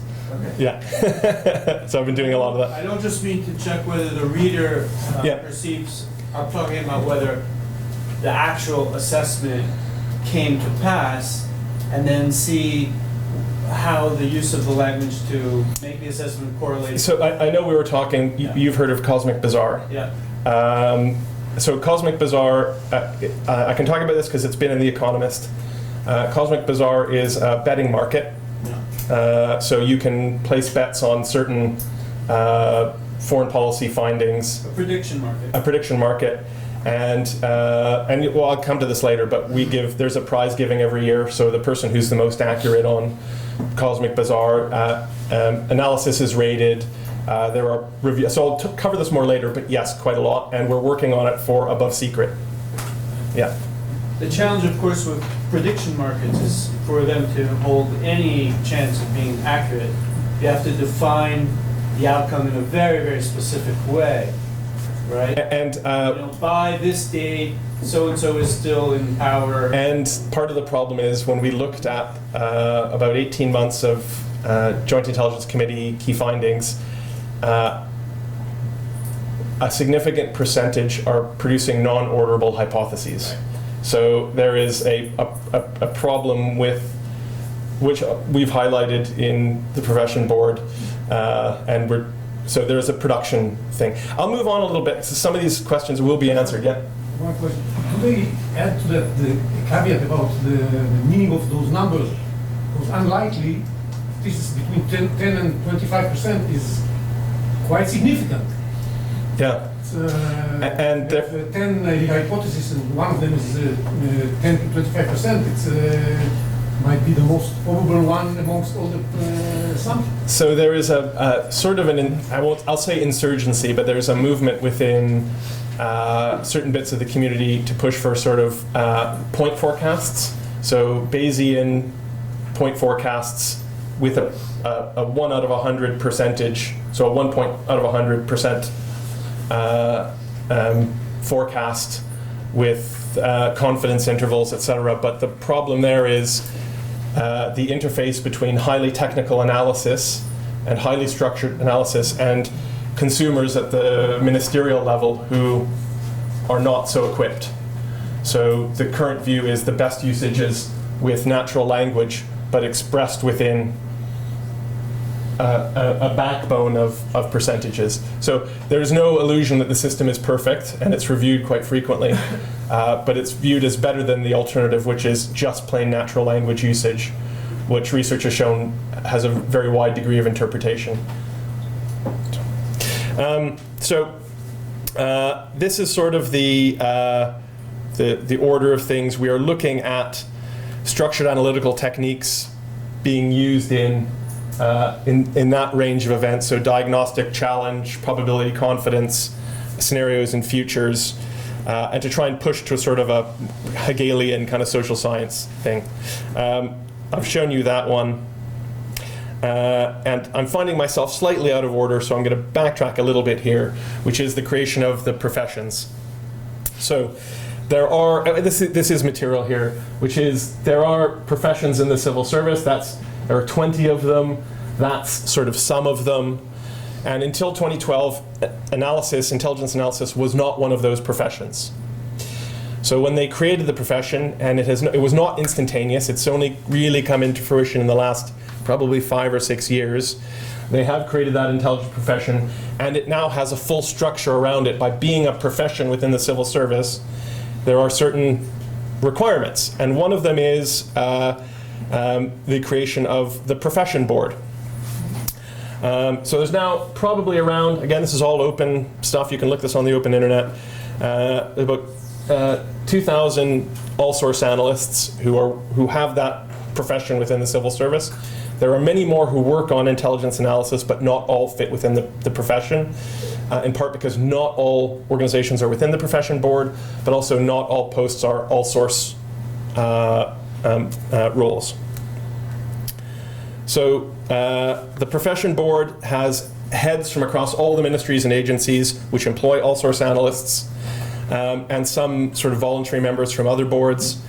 So for instance, Revenue and Customs have some people there. Department of Work and Pensions have some people there, and even the National Health Service. Because as it turns out, fraud against the National Health Service costs the UK something like $2 or $3 billion pounds a year. So NHS has an intelligence function trying to identify fraud across its the NHS is one of the world's largest single employers of people, and so they have an intelligence function. They are voluntary members of the profession board, and so there are occasional meetings chaired by the professional head of intelligence analysis to apparently determine something which I didn't continue to type, but really what it is there are several things that happen at the profession board. Some of them are alluded to. So they are things like standards. So adopting the uncertainty or the probability yardstick, that is a function under constant review by the profession board. They have monthly meetings where a intelligence product is taken and it's reviewed. So departments will nominate them, or the PHA will select them, and those products are forensically taken apart. And they're completely audited from the beginning of the analysts doing their research to the product going forward. They are then effectively scored and they go on a league table. And at the end of every year, the best product gets a prize and the worst product gets an inquiry. So there are sort of both carrot and stick in the analytical profession on looking at products and trying to upkeep professional standards across intelligence analysis. So there's quite a lot that goes on in the profession board. So my secondment to them has been linked specifically to something I'll talk about in a little bit, which is on top of the probability yardstick, we now have a confidence rating system called Anchor, Analytical Confidence Rating Framework. And that was rolled out some months ago. It's now been in use for some months. And the effort is now, or my job was to determine how effective it's been in accomplishing what the profession board thought it would accomplish. And I'll talk a little bit more about that research, but that's sort of the role of the profession board. Now, important if you think back to that org chart is that the profession board doesn't rule the community. It is entirely voluntary. So there are certain three-letter acronym agencies which your imagination may determine which one don't participate completely fully in these boards. In part because the things they do may be slightly different and it's not all one size fit all. It cannot necessarily make things happen. It cannot put standards into place unilaterally. It must seek the agreement of the board. So the representatives, the professional heads from all the agencies and organizations determine effectively unanimously or within cohorts what they want to achieve and what standards they're happy to accept. So it isn't ruling, it is in that very British sense of joint cooperation and polite tolerance of those who don't completely come along with the program. Okay, now I'm going to try a little experiment here. This will require your mobile phones. I've just tried the software. It's Brunel software for polling. So you can scan that probably, and it'll take you to it'll ask you to buy credits. Just say ignore it, and then you can type in your answer to that question.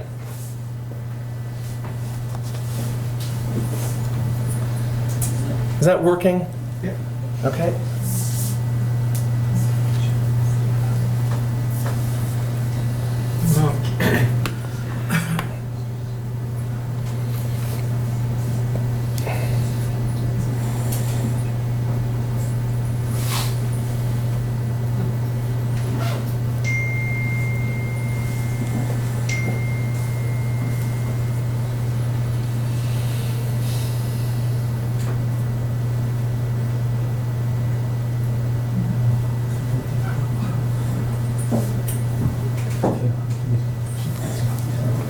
And I think you can do as many entries as you want. You should be able to just type stuff in.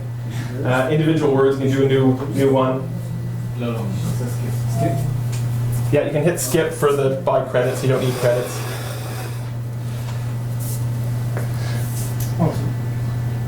Small. Is that working for multiple entries? Can you do another one? Yeah? Okay, good. Yeah.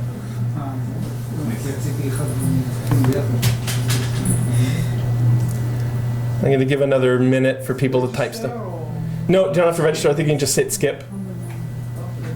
Yeah.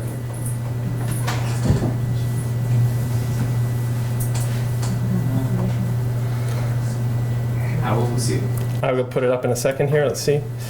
If it all works as it should. And I think you can continue to type them in as I do this. No internet. That's not fun. Let's. Yeah.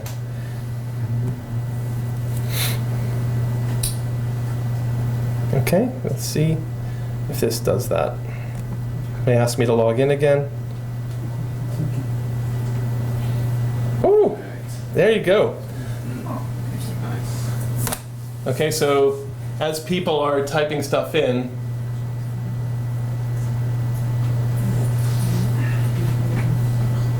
how fun. How do you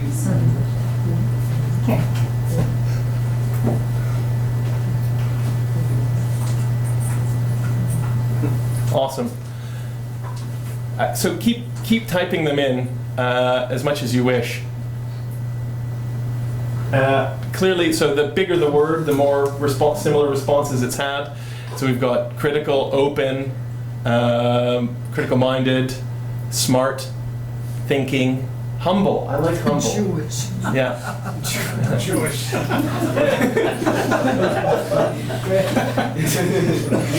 Clearly that didn't work.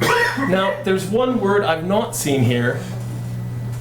Has anyone written courageous? I don't see it. The only word I would add to this is courageous. A different kind of courage than running at a machine gun. There's integrity. Integrity is good. Yeah, integrity gets pretty close. Yeah.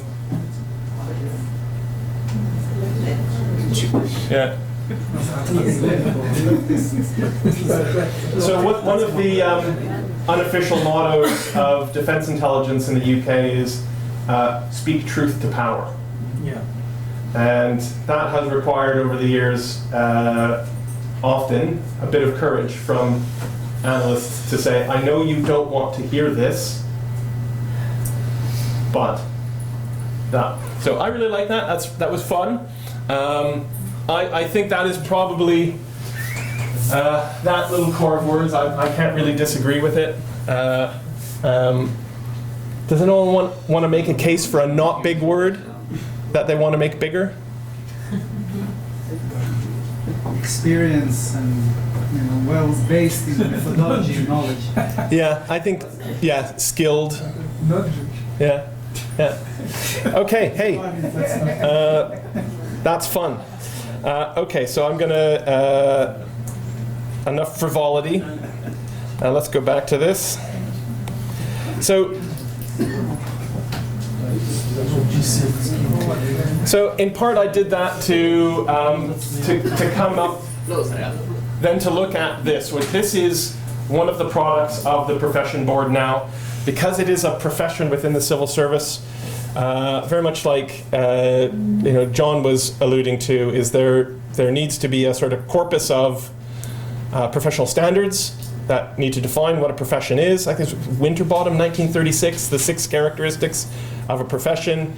There is a public responsibility, like John alluded to. There needs to be a body of knowledge, something that historians work on, for instance, and intelligence study centers like this and like my own, and like John's, we work on that.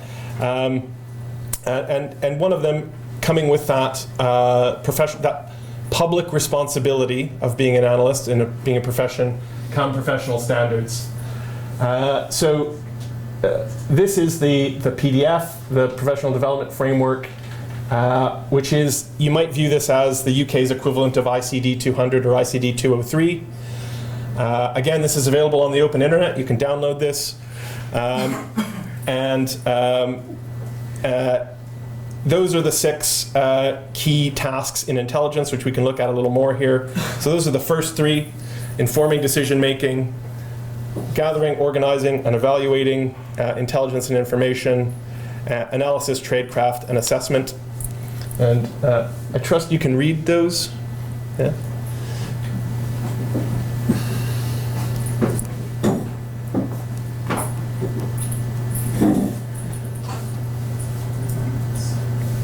And the other half are those written in, so how to communicate visually and in a written form, verbal communication, and cooperation, coordination, and challenge.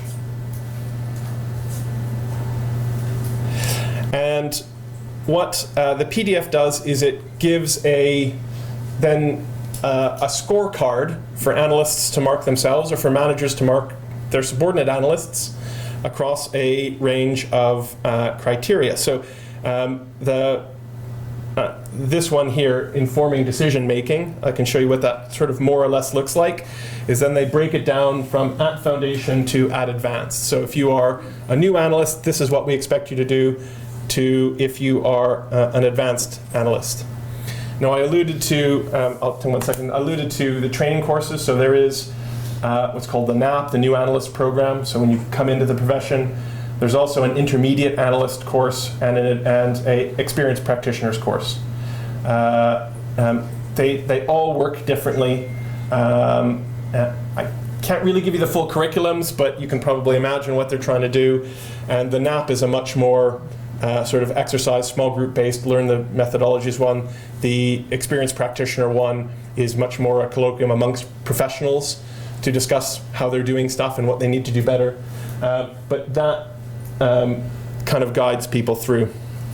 And that's literally a screen cut from the PDF on the experience. It's very washed out, I apologize. But that's, you can pull the document down. Now, with reference to our little word picture, word cloud that we had, this is what the profession uses, which they call I-caret. So the characteristics of a good analyst, good analysis, is that it is independent, clear, comprehensive, auditable, relevant, rigorous, and objective. Now, actually, if you ask me, based on my work with FIA, and I should say I am not FIA, so I don't represent FIA here, to be clear. I'm just an academic who's been attached to them. Kristian's view is the most important thing for them is auditability. That's what the FIA wants. They want analysis to be auditable. So if you provide an assessment and say it's highly likely that X will do Y at time T, they will want to see your full logic on how you got there, from your collection of material to your intermediate judgments to your challenge to everything. If you cannot produce that auditability trail, they are not going to forward your work. Your work is not going to pass muster. And referencing back to John's talk, this is part of the bureaucratic response to these failures and to politicization. That the community wants to be able to express probability judgments accurately, and it wants to be able to know that they are clear, comprehensive, rigorous, and objective through that process, and the way they do that is audit. And that's been a major function of the profession board, is that audit of major products. And so auditability is probably the keystone in that structure. I'm sorry, you had a question earlier and I walked past you. Do you think there's anything egregiously missing from what we've seen on the screen in the last 5 minutes? Number two, what's the best pushback you've heard about this whole approach? So what's missing? I've kind of been captured by FIA, so I don't know if I'm completely objective to criticize the system. But I did 40 interviews across Whitehall, from everything from very senior figures, sort of ministerial level figures, to analysts, new analysts. And the biggest pushback I get from analysts is, this is great, but you've given me an hour to come up with an assessment. And from the senior figures, the answer is, that's great, but I read 45 of these by 10 a.m. And if I don't understand it on the first page, you're not convincing me. So that would be my comeback on that, and we could absolutely discuss that. Yeah. So maybe a similar question that's slightly different. You made a very convincing case, and I think you guys probably share it, otherwise we wouldn't be here. But if you had to take a critical perspective, an analyst perspective, what is lost in this standardization and bureaucratization? So the debate will always be between, I think what Steve Marin or someone before Steve Marin called the arts versus sciences debate. That, you know, General Strong, Kenneth Strong, kind of had a point when he said, if you just get clever people and get them to do good analysis, they'll do good analysis. You give them the material. I think that I can debate that internally with myself and with you. I think that might have been true 50 years ago when 4% of the UK school leaving population went to university and they were trained in logic and philosophy and that. We are now sending 40% of our grads to university. They are not getting foundational philosophy, logic. So what structural analysis does is recreate a bit of classical education which has dropped out of the educational thing. An example I have is if I try to get my master's students, who I get to pick, they are, you know, B+A students that I pick from all around the world, and I try to get them to write the argument of an intelligence assessment as a logical syllogism, they cannot do it because they have never been taught, they don't have the foundational knowledge to be able to, in philosophy, to be able to write a syllogism. So it's sometimes very difficult to say, like, okay, what is the argumentative line in your paper? Well, it's clearly this, yeah, but what are the antecedents? What are the assumptions? What are the... So this backfills that, but part of what we miss is at the hiring level is a lot of spontaneity and creativity. It is captured in there, and I mean the analysts I interviewed within central government are some of the most thoughtful people I have spoken to. The introspective, self-aware people. They're very, very good, and the creativity is there. But I think until you're at that more advanced level, a lot of the creativity is pushed into structure or is bounded by structure, if you ask me. Yes? One question. I think, don't you agree with what we miss in addition is cultural depth? Too sharp. I'm sorry, ask again? But what we can miss in addition is in-depth cultural knowledge.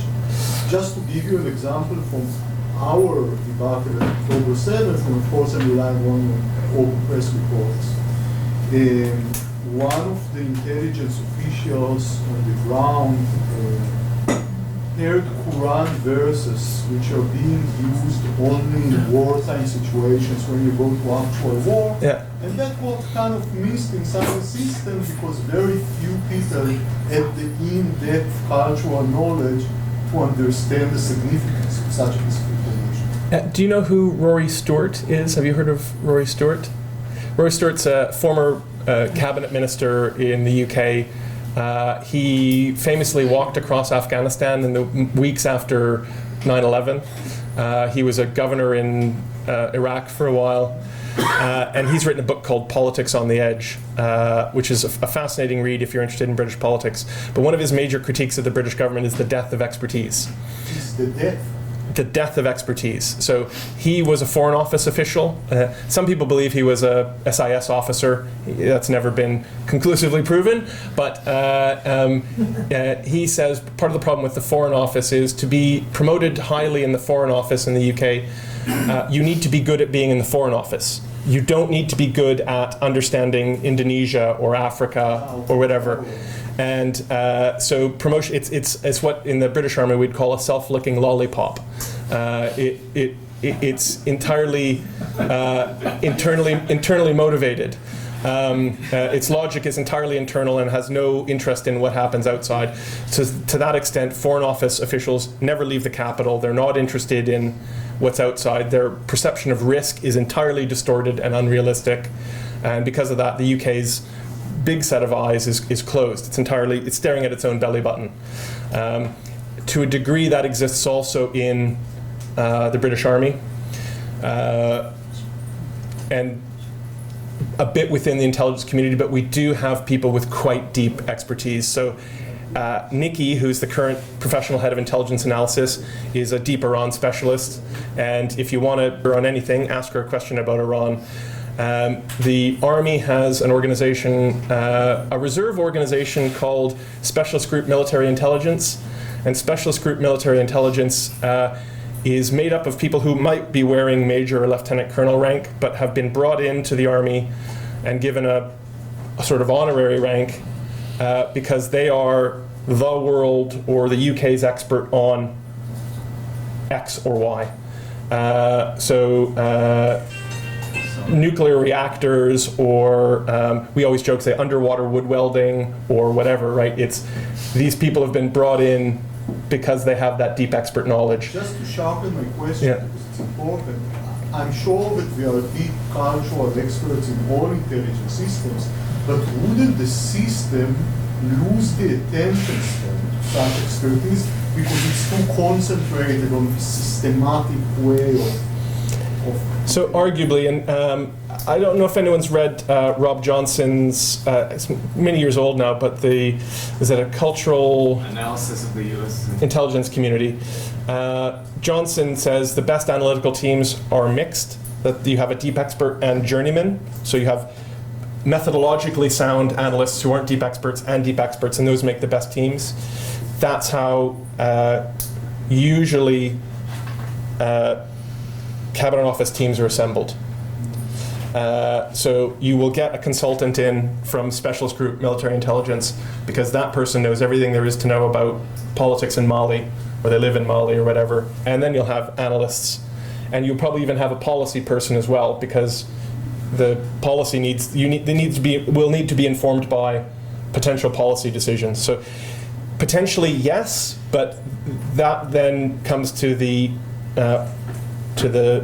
team leaders of analytical groups, and definitely the effort in the UK is for, rather than individual analytical product, team analytical product, is that the team should incorporate expert knowledge either from inside or outside the cone of silence, i.e. the secret world, as much as possible, because we understand from past research that that's what generates the best products. So it's potentially a risk, but you can mitigate that in other ways. That makes sense. We have about 15 minutes. Yeah, gotcha. And I can stop earlier if I need to. So again, we've talked about the community standards. So we've talked about that. The next bit past the probability yardstick is the confidence measure, so the anchor criteria, which I've been researching, and that effectively starts to look at stuff like information-based analytical rigor, complexity and volatility. So we're saying if I pass an analysis along and it says it's highly likely that X will happen at time T, the analyst then adds a word physically separate from the judgment, which gives the confidence of that judgment, low, moderate, or high, based on those criteria. So you can give, for instance, the case we often talk about is a cyber attack attribution. So let's say the Bank of England's hit by a cyber attack. Who did that? Well, it might take me 8 weeks to figure out by tracing IPs who actually did it, but I can know that I can have a pretty good guess it's the Russians, or I have a pretty good guess it's the Chinese. But if the minister needs to make a speech at 10 o'clock and it's 8 and he's asked me, well, I can say it's highly likely it's the Russians, but I'm going to give that low confidence because I haven't been able to push that through challenge or analytical work. And you have to view that in response to the stuff that John was talking about. We, as analysts, want to hand over to the government something that they cannot abuse. So it is almost a bureaucratic armor to analysis in the confidence rating framework. That's, again, Kristian's view, not FIA's. That's the sort of thing it does. I'll skip past that, but this is what it might look like. And that's what we call the anchor statement, which will explain, again, on that page 1 of the analysis, why they've said it's a low or a moderate. And from speaking to seniors, they quite like this because when they're reading 30 or 40 papers by 10 a.m., they know they can read page 1. They know that the judgment, it's likely, and they see what's missing from the analysis. And the analysts themselves that I interviewed quite like it because it gets them to focus on what they don't know rather than what they know. Again, so social science methodology, they're more aware of the knowledge gaps rather than what they have. So they can't just cherry pick to support a bit of analysis. So that's one aspect of So it. is this a footnote or something? So if you get a JIC paper now, you'll have judgments 1, 2, 3, for instance. They'll have the statement, and that confidence rating is off on the right margin, physically separate from the, I mean, I can't show you what a front page of a, I'm not allowed to show you what a front page of a JIC paper looks like, but I can describe it. That confidence rating is off on the side, and then that explainer is down at the bottom.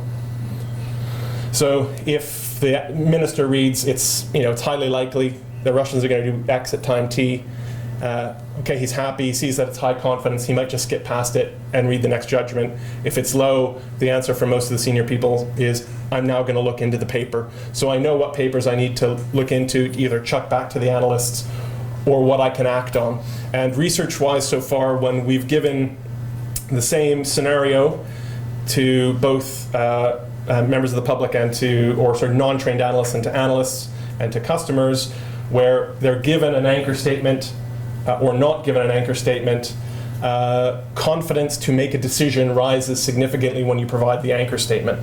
So more readers go, okay, based on that information, I'm happy to authorize the rescue mission, I'm happy to commit armed force, I'm happy to do whatever, because the explanation is more quickly given to the analyst. So that's really, again, a human factors base. We know that ministers aren't going to read a 20-page paper, a 10-page paper, they're going to read page 1. So if I can capture them with the logic on page 1, then I'm probably going to achieve a better outcome. I already talked about those PHIA events. I talked about, mentioned cosmic bazaars, the betting market, yeah, okay. Education and training I've already mentioned. And so I can actually probably stop there. I've got another little bit on where I think we're going on all this. And there's a lot of discussion about what AI will do in this. And there are projects in both within the wider the wider sort of intelligence world. So we have a thing now called index. Index is official sensitive, so at the lowest classification we can bear, where departments are dumping in their reports at that level of classification. So if they've written a report at official sensitive, that's dumped into index. It's internally searchable. Part of our problem is knowing what the rest of the community is working on at any given point. So index is allowing departments to see what other departments are looking at least at a low level of classification. And then another effort is to try and see if we can use AI to audit that, and can we use AI to audit above secret information within a hived off system to try and work out, what's the community view on this? What have we already said on that? And there are going to be challenges to that, not least of which is right now the system that is being experimented on uses enough energy to boil a cup of tea every query you put in. Now scale that to the intelligence community, and that's a lot of cost in doing that. So there are barriers to that. So I'm happy to talk about that, but I'm not going to put my slides up on that, other than I think... Could you please elaborate on the more advanced trainings that you were showing? Oh yeah, so established and senior analysts. Yeah, so new analyst. So established analyst is once you've been on the job, probably with the 5-year mark, and you've met those certain tick boxes to be experienced on the PDF by your own audit and by your manager's audit, then you're sent to the established analyst program, which is, again, some weeks long, and so you view the scale from new analyst being relatively didactic to senior analyst being quite discursive and sort of sharing practice, and established analyst fits somewhere in the middle where there's a little bit more, let's upgrade your structured analytical technique, but let's let you talk about how you use it and how we can do better at it. I will put up one other slide here, which is this. So this is the, so I'm also a fellow at the Norwegian Defense Intelligence School, and this is the Norwegian model, which I really like and I think the UK should move towards, which is rather than the UK-US approach is probably still more, it's moving towards this, but it's more along the lines of, here are a series of structured analytical tools which you should use as you go through a product, versus the Norwegian one which says, through life, from when you get an intelligence question to when you spit out a report, these are the things you ought to be doing. You need to understand the problem, you need to generate a present state model to understand what's currently going on, to then look at future models, to then test and monitor and produce an estimate. And I really like that system. I think the UK is moving towards that, whether it knows it is or not. But that, I think, is kind of the space we should be moving. But it's missing a feedback loop from the consumer about whether they saw value in the estimate and whether the information provided actually enhanced the decision making. Yes, and that's difficult.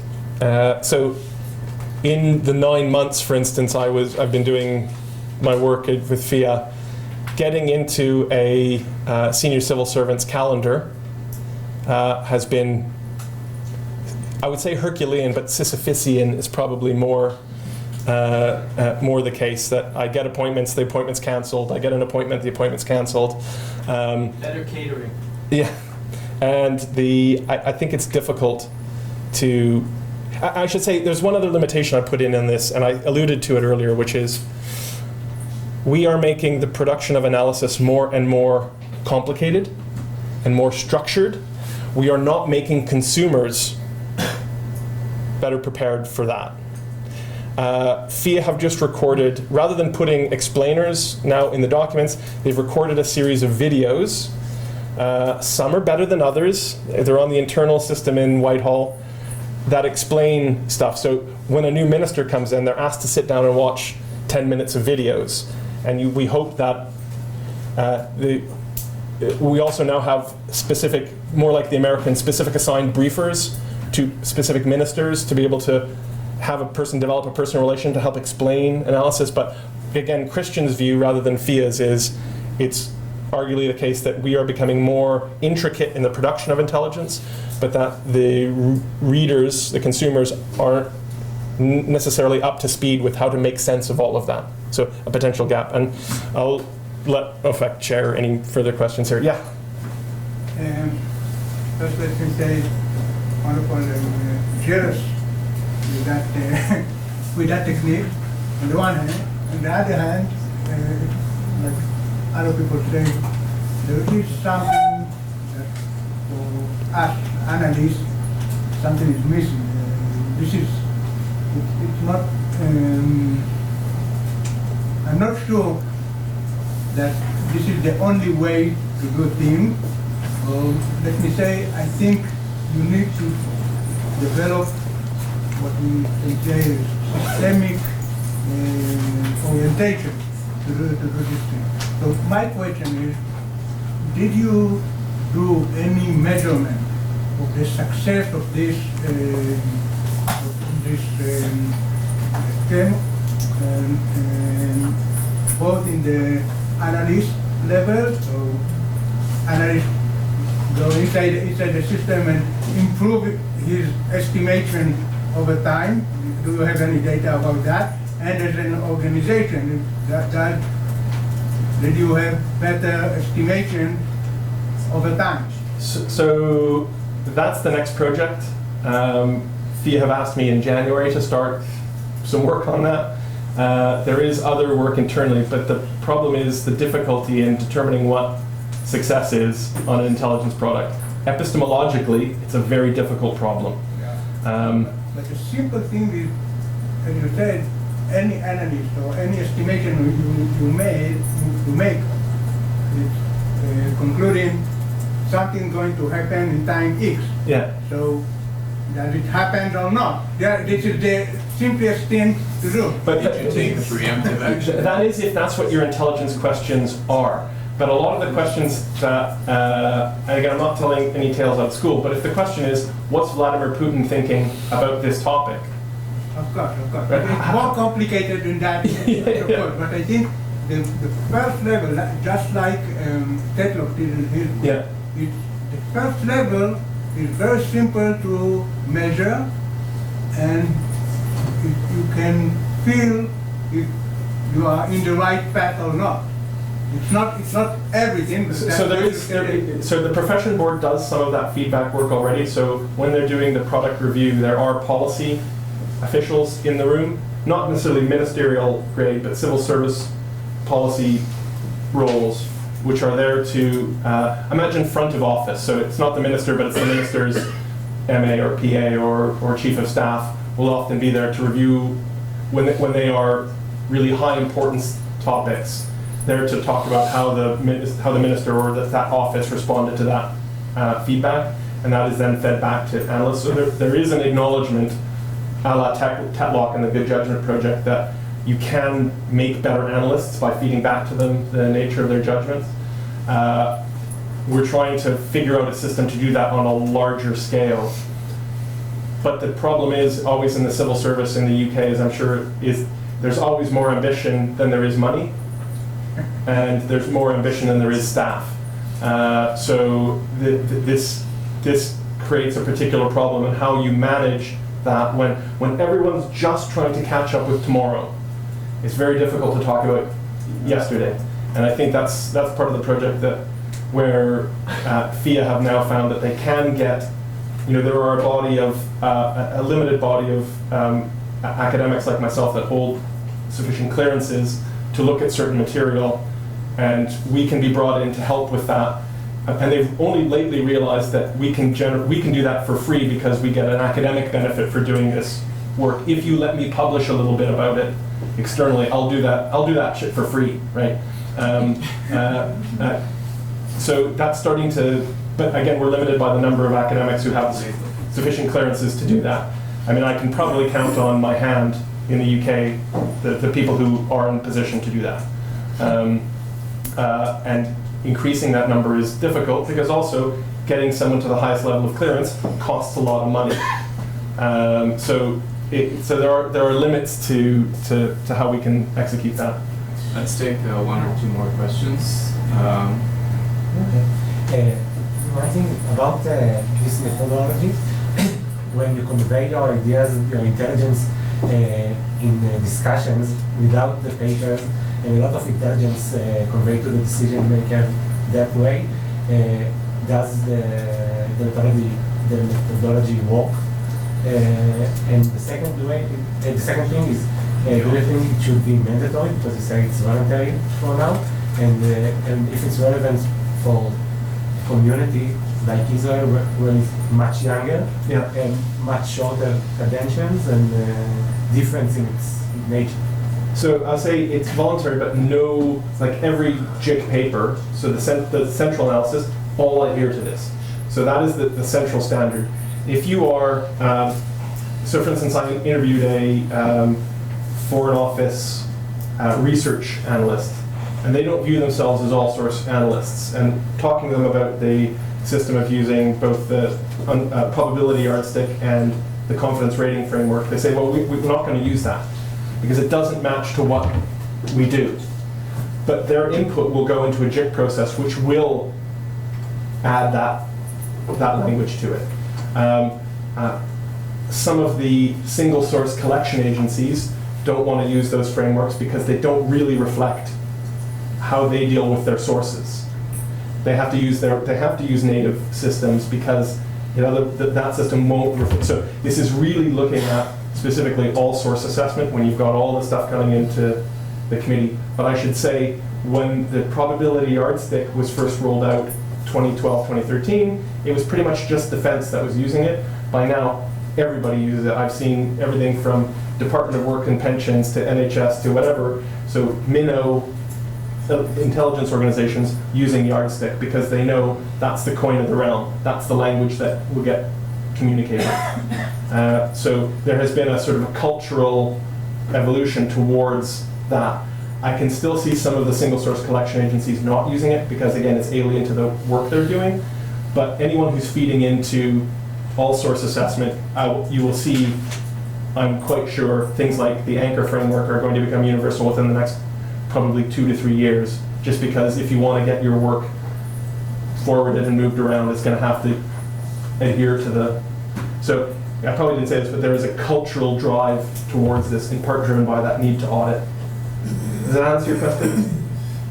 Ish?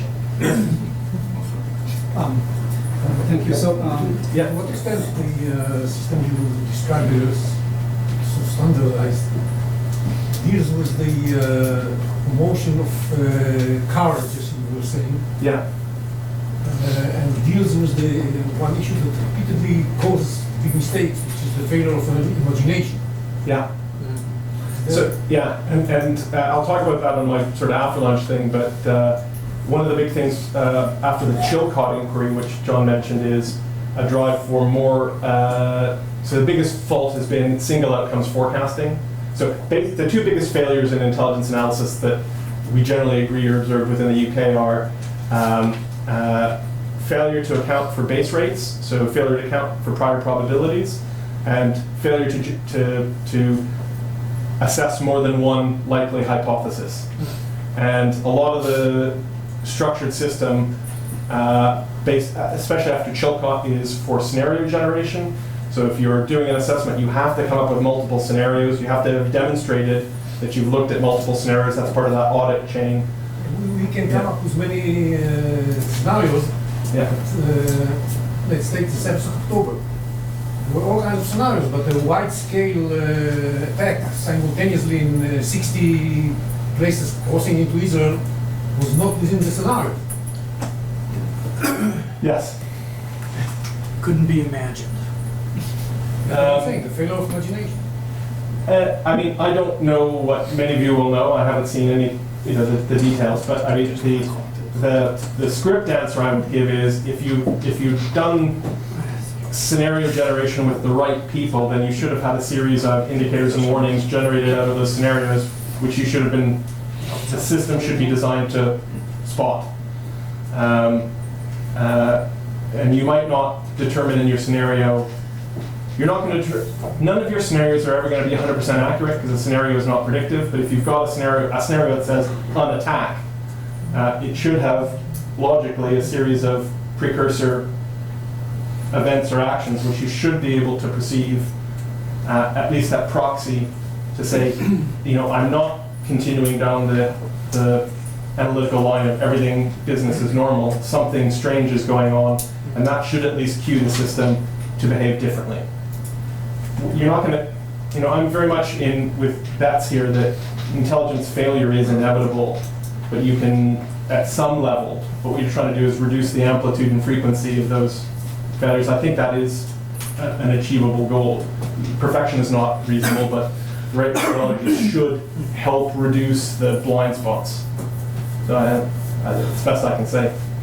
We had a talk by Amy Ziegert, and I very much agree with her, and she said that October 7 is not a black swan or something like that. It's a white swan. Yeah, it's definitely a white swan. Yeah, so we'll have to stop here. And just thank you so much, Kristian. So, thanks everyone, and sorry to subject you to so many hours of me. But again, as I said, these are this will actually be more you than me if I do things right. I've actually got two little different presentations. I'm not going to go full into this first one. So the predicate here is the two major problems, the sort of two core problems in a lot of intelligence analysis failure are first to account for base rates. So account for prior probabilities. So you don't understand how often a thing happens normally in the first place before you try and forecast how likely it is in the future. And then the second one is single outcomes forecasting, so not considering other possibilities. So the first one here is just, it's more a little fun sort of analytical amuse-bouche on base rates, which we'll talk about, Fermi estimation, and how you can account for base rate. And then we'll move into doing some scenario generation or driver-based scenario generation, which will hopefully be you guys working on some paper in little groups. And we can have some feedback from the groups, and it should be fun. Okay, so here we go. So Fermi estimation is based on Enrico Fermi, who was on the Manhattan Project, and the comment from Oppenheimer about Fermi was he wasn't happy to leave estimates undefined. So he always wanted to come up with at least an order of magnitude correct estimate on everything he did. And so he started working on ways to work out a prior probability based on just gross handful ideas. Now, one of the most famous expressions of a Fermi estimate is the Drake equation, which is to try and estimate how many planets with intelligent life there are in the universe, right? So it comes up with a number of civilizations in the Milky Way, but based on a series of fixed assumptions. And that's all you're trying to do. So we're not trying to actually prove if there are 1, 2, 3, 5, whatever, because it depends on what you assume in there, but you can come to an answer, and that answer serves as a working baseline. So, who here's been to London in the past? Okay, good. So, let's look at this question. How many bus stops are there in London? Bus stops? How many bus stops? How would you work this out? If you don't look at the internet, that's cheating. But if you wanted to work that out, how do you work it out? How many neighborhoods? How many neighborhoods? Okay. Yeah. Length of roads. Length of roads? I would tell that it's not matter that it's London or other city in the world. That's the third. The second thing is how in any long way, how many stations I will have in every 5 minutes, something like that. And then, sorry. Yeah, no, you're getting there. And then I will calculate how big London. Yeah. And then Sure. So, first of all, you have to start with a well-defined question. So the question has to be one that is suitable to derive an answer. In this case, how many bus stops in London is a closed question. It comes up with a number answer. So it's not, how many angels are dancing on the head of a pin. It's a defined number within a defined space. Okay, great. So what do we know? And you got to figure out what you know, and then you got to build a model. And then being sort of order of magnitude correct is fine. Okay, so what kind of model might you build? As we were just hearing there, we were getting pretty close. What kind of prior knowledge do we have that can work out that estimate? Size of population. Size of population? How about size of London? So how big is London? Más o menos, more or less. 400 square miles. 400 square miles? Yeah, you can work that out. You just go, well, it's about, honestly, it's about 30 kilometers diameter by about 30 kilometers diameter. So 900 square, kilometers. I'm not going to run the 2 pi r, but you can kind of just work it out as a cube. Okay, so we can kind of work out its size. It's about 900 square kilometers. How far apart are bus stops? 1 kilometer. In London, about 200 meters. Wow. Yeah. Okay, but if you did a kilometer, you're probably not going to be too badly off. You're going to be within an order of magnitude, and that's so. In this case, we'll say it's about 200 meters apart, but on both sides of the road. So what's that per square kilometer? About 25 per square kilometer. So we know it's about 900 square kilometers with about 25 per square kilometer. So it gives us an answer of 22,500. The real number is 19,500. So I can use a swag. Everyone know that English term, a swag? Wild ass guess. Yeah, a skeptical wild ass guess, and get an answer that's good enough, right? So that's important in forecasting, because we don't often consider those prior numbers before we start pushing forward to forecast numbers. Yeah. But it's not it's not so simple in that sense, because you choose London, and everyone here at this table has some sense of bus stops in London, and we know that there are quite many. Yep. If you take a city, I don't know, in India, for example, where a city of which you know nothing, and maybe it has no buses at all, and you ask the question, then it's very different. Yeah. Sure, yes. So you need, what I mean is that you need to have some sense of an answer, or at least of an idea, even a vague one, of how many bus stops could be Yeah. from your own experience. So, right. So the thing I'd say for that is, you know what you need to do in the first instance, right? So you can't just say, well, let's pick a number out of our hat. What you're saying is, I know I need to come to, and let's all fantasize a world where the intelligence question is how many bus stops there are in Gujarat. But if the question is, how many systems of, how many Iskander missiles does Russia have? Okay. Now, I might have a collection task ongoing where I'm looking at that, but I know certain things, or at least I can determine what assumptions I need to make and how do I ground them to work that out.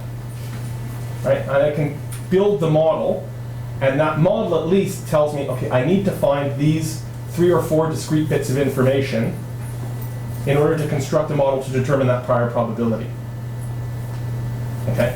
And I do have an example we can work on here. Just give me 10 seconds to pull it up. Yeah, okay. So,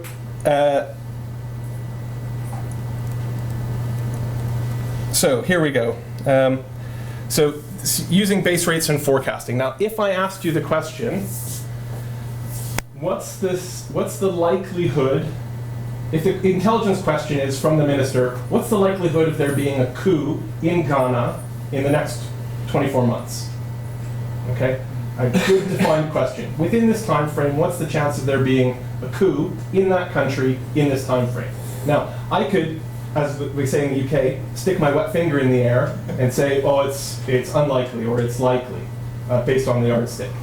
But actually, the first point is understand the reference class, understand the base rate, the prior probability of coups in Ghana. Okay, so this is the sort of order of things. So identify a reference class, work out what data you have reference to. So your India, do this for a city in India. Well, at least I can work out what information I need to know, and I can send the collectors out to try and find that information.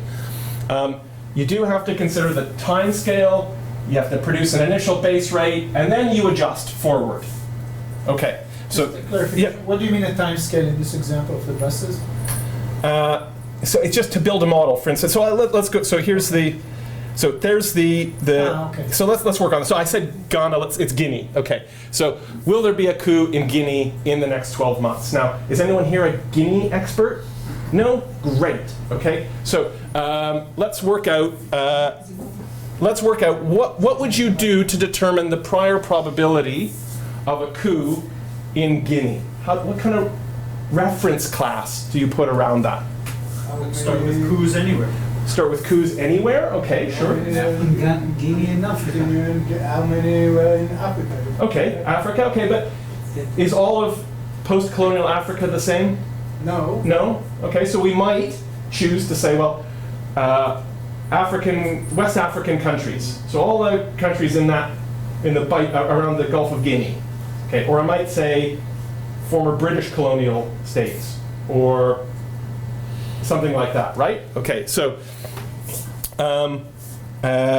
we might say, well, it's countries, okay, or it's African countries. No, it's West African countries. Actually, I want to reference it a little more. I'm going to say resource-rich countries. Or I can actually say just Guinea. How many coups have there been in Guinea? But I could expand the reference class. That's up to you to figure out what you think is relevant to the model you need, okay? And then you change the forecast if you need to. Work out what data you have access to, fine. For in this case, we might use something like Wikipedia, frankly.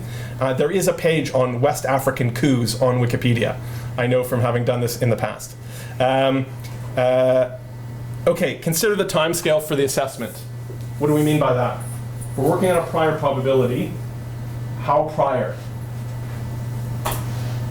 Since independence. Since independence, you might say since 1991, end of the Cold War. Maybe you want to say since September 11th, right? Because maybe that's another major geopolitical sort of point of schism. Take your pick. Yep. So your time frame is, 12 months. Again, right? That's looking forward. Are we going to look at, that kind of stuff, right? Great. Then produce your initial base rate. So let's do some of the maths here. Will there be a coup in Guinea in the next 12 months? Well, I can look at 10 similar sized countries in West Africa. If I look for the last decade, I can say there were 4 coups in those countries over the last decade. So 4 coups across 10 countries over 10 years. So there is a 4 in 10 chance, a 4% probability in any given year for a coup in any of those West African countries. Or 40% across all of those countries in any given year. Which actually, does that feel right for what we know about West Africa? It's pretty close. That's the point where you then look at other things and say, okay, we've got a prior probability that says 4%, which is a highly unlikely, but that's just the prior probability. It's now the point to push it forward with your current estimates. But that prior probability should probably be pulling you down from a starting point of highly likely, because West African countries have coups, to saying, yeah, it's highly unlikely in the first instance on its own that this happens. I can then start looking and sending people out to actually look for the data to change my base rate, to change me from my base rate. So I can then start to look for future stuff. So if you're doing forecasts, I think the point here is nail down the prior probability before you start forecasting forward, because it grounds you to an initial assessment that that you have, so you can change it in response to new information. So if you get that new information that, yeah, the army is unhappy, there's been a major crunch in cocoa prices or coffee prices, and the economy is crashing, well, then I can start to adjust up from that low percent. But I know what the starting percent is. But don't Yeah. you think that this new information you found should be considered initially in your forecasting? Because if there is no motive for Guinea or anyone in Guinea to do a coup, so maybe the percentage you gave is not... Sure, but let's say I'm looking at the history of coups in Guinea, and I'm doing the prior probability to work out the present state model. Then I might say, actually, there might have been 5 potential attempted coups or periods of unrest, but actually, in this period of time, it's only generated 1 coup for every X many number of periods of unrest. That's my prior model, but that's still the starting point before you forecast. I just don't understand why this should be... Successful coup or just a coup? Well, exactly. Well, that's to work out in the model. Like, I'm giving purposefully very basic examples, but the point is you start with that base rate. That's your starting point, and then you're working up based on the new information from there, rather than, again, wet fingering in the air and say, yeah, it sounds likely. Actually, you don't know how those probabilities have worked out before. You may have said, well, actually, my point of comparison is major economic crises and periods of unrest. How many of those have generated coup attempts? Maybe it's 10%, maybe it's 20. Okay, so I'm in the possible space, or the realistic possibility space, before I start adding the new information. This present model, then future model is yeah. Do you think it would be important to add another dimension of how accurately have we been able to predict coups in the past? Yeah, sure. Part of your model. And this one is you can construct a model as granular as you have time to construct it. Right? Yeah. I studied my BA in Middle East history in the 90s, yeah. And there was almost no popular revolutions in the Arab world, one case in Sudan maybe, Yeah. and 3 cases in 120th century popular revolutions in Iran, not full, but Yeah. and there was a perception it's it's against the Arab culture to have Yeah. popular revolutions, and then the Arab Spring so-called came, and there Blows away all the higher probabilities. Identify Yeah. this Yeah. break of history or turning point. So, and my only answer to that is one of the discussions we were having walking over to lunch, which is deep experts are very poor at predicting major systemic change. And so analytical teams generally should mix deep expertise with new analysts or journeyman analysts, methodologists. And prior probability does not guarantee, like they say when you buy a investment product in the UK, it says past performance does not guarantee future performance. And I think that's fine, but you still, when you buy an investment product, you want to see how well it's done over the last few years. You then might add new information, what's happening with oil reserves, what's happening with political unrest in the major producer of that thing, where is this fund invested? But you start with a prior probability. You look at the investment product and see how it's performed over the last few years. That's all. I'm not claiming any great predictive clarity out of this, but start with what you already know about the probability before you start forecasting forward. Just establish the base rate. Yep. I think the risk is the confirmation bias. So you have the first step, and then all you want to do is to make sure that you're right. You don't want to adapt it. The risk in this. Yeah, and absolutely. But just turn it around now. If you haven't done the base rate, and someone comes along with a convincing story, it's another risk. Yes. It's the opposite. It's the flip risk to that. Yep. I had the pleasure of being trained by the Good Judgment Project people on super forecasting, Nice. by Randy Ferson on structured analytic techniques. One of the things I think Randy, rest in peace, did really well is give you a way to decide what techniques should you apply to the problem. Yeah. So I think it would be responsible to say, before you even treat this as a stochastic probability distribution, first ask yourself, is it appropriate to even consider the past? Because you might have an actor who's going to act strategically and very deliberately change the game. Yep. Yep, absolutely. When I was in the Army in Canada, and there was a we'd all been issued little hand multi-tools, and there was a private trying to torque a road wheel on an armored vehicle with his little multi-tool, and the sergeant smacked him on the side of the head and said, use the correct tool correctly. And I think that's exactly the point here. Not everything is the appropriate tool, and that's why on the quick wins for busy analysts flowchart, it starts you with what tool is, how do you think about what tools you might use here. And all I'm just saying is, if in forecasting, before you forecast, have a sense of prior probability. There is no guarantee you're going to get everything right, but knowing a prior probability, I mean, that's absolutely, in the Good Judgment Project, one of the things that they identified is people who account for prior probability are better future forecasters. But again, it takes some discernment, and hence the difference between a new analyst and an established analyst. Yeah. But maybe on the same topic, is there any way to include in the model the fact that you may have a complete break, or can you compensate for this problem within the model? I think that's an argument to make in that analytical team. I see. Yeah. I don't think your model counting back to 1991 doesn't make sense because this, and this have changed. The only reference class we have is this. That's part of the argument to be had in an analytical team when you're working on something like that. Yeah, absolutely, it's a good question.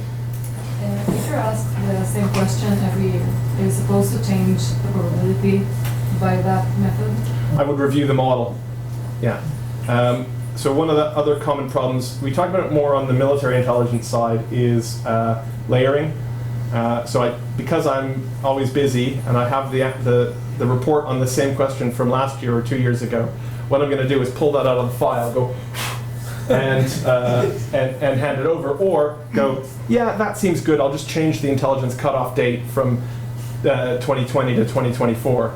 That's always a danger. So you would have, that's why auditability matters for intelligence products. How did they come to that answer when they came to that answer? The show your math thing when you're a kid. So what's the math that led to that equation? But that method, in the end, aren't you supposed to reach to a scenario where the probability is 100% because for say focus in 10 years, so 1 year, 2 years, in the end you reach 10 years? So I will, on this one, talking about future scenario generation, then I'm not assign, we in the UK wouldn't assign a probability to a scenario. We just say, here are 3 plausible scenarios. This one might be the most likely, or we'll see most of this one, but we cannot exclude these other. If you're looking for an example of this, the best one, and it's on the internet, is the CIA's November '91 paper on the collapse of the Soviet Union. If anyone knows that fabulous assessment where they say, we haven't got a Scooby-Doo what's going to happen in the Soviet Union, but shit is going down, it's going down fast. Here's 6 things that could happen. And in the end, it's like their model 1, 3, 4, and a bit of 5 all happened within the next 12 months. So they weren't trying, so it's not like there's 20, it wasn't 6 scenarios adding up to 100%. It was just, here's 6 scenarios which are plausible, and we expect some aspects of all of these to happen. Does that, am I getting that? Because at the end you do intelligence to help someone who makes decisions. Yeah. And it seems that if you put any plausible scenario, you are not helping enough to the decision maker. Because the scenario isn't the end of the work. The scenario, from my point of view, I'm going to think really hard before I give a raw scenario to a policymaker. What I am going to do is construct indicators and warnings based on each of those scenarios. And here, boss, we think 3 things could happen: system collapse, system persistence, or this other model. I'm just coming up with stuff. Here's how, system change, here's how we'd know each of those were happening. We've established a collection regime to look for them. So that's what I would do with scenarios. I give one example, which is at the beginning of lockdown, I helped a war game in Cabinet Office, and the war game was COVID-19. So the players were, I got to play Donald Trump. Weird. There was someone playing the WHO, there was someone playing British government, American government, someone playing pharmaceutical, etc. And we played like 6 or 8 hours of a scenario based on the outbreak, and there were various injects. And so me and the fellow I was working with playing Donald Trump said on one of our moves, we're going to try and because all of these pharmaceutical companies have bases in the US, we're going to try and force all of the pharmaceutical companies to sell only to the United States government when they produce a vaccine. And the room went quiet, and everyone's question was, can they do that? And that was the outcome of that scenario. The scenario developed by a iterative war game, by a narrative war game. Scenario, US government tries to force sales of vaccines only to the United States government. That generated an inquiry line that produced a contingency plan. So that's the useful bit to government. The minister wasn't there in the listening to the scenario being developed, but the outcome was indicators and warnings or a plan. Does that make sense? So the scenario itself isn't an outcome in itself. It's the beginning point of either contingency planning or indicators and warnings planning or some other activity. So I think very hard before I give us a narrative scenario to a non-educated policy customer. Awesome questions. You guys are making me dance. Okay, are we ready for part the second? Okay, scenario generation. So, tools to explore scenario generation, apply them. Why? For the reasons we said. Scenario generation helps us prepare for stuff, either contingency plans or indicators and warnings or both. Generally both. To remind where we are, these are the sort of 6 families of structured analytical technique. And what we're looking at here is that, the foresight aspect. Now, I'd also point out the stuff we were doing on base rates also partly sits in the diagnostic, so the key assumption. So before you start looking for, you got to have other bolstering sets of analytical tools to get you to reasonable foresight. And just waiting for, there we go.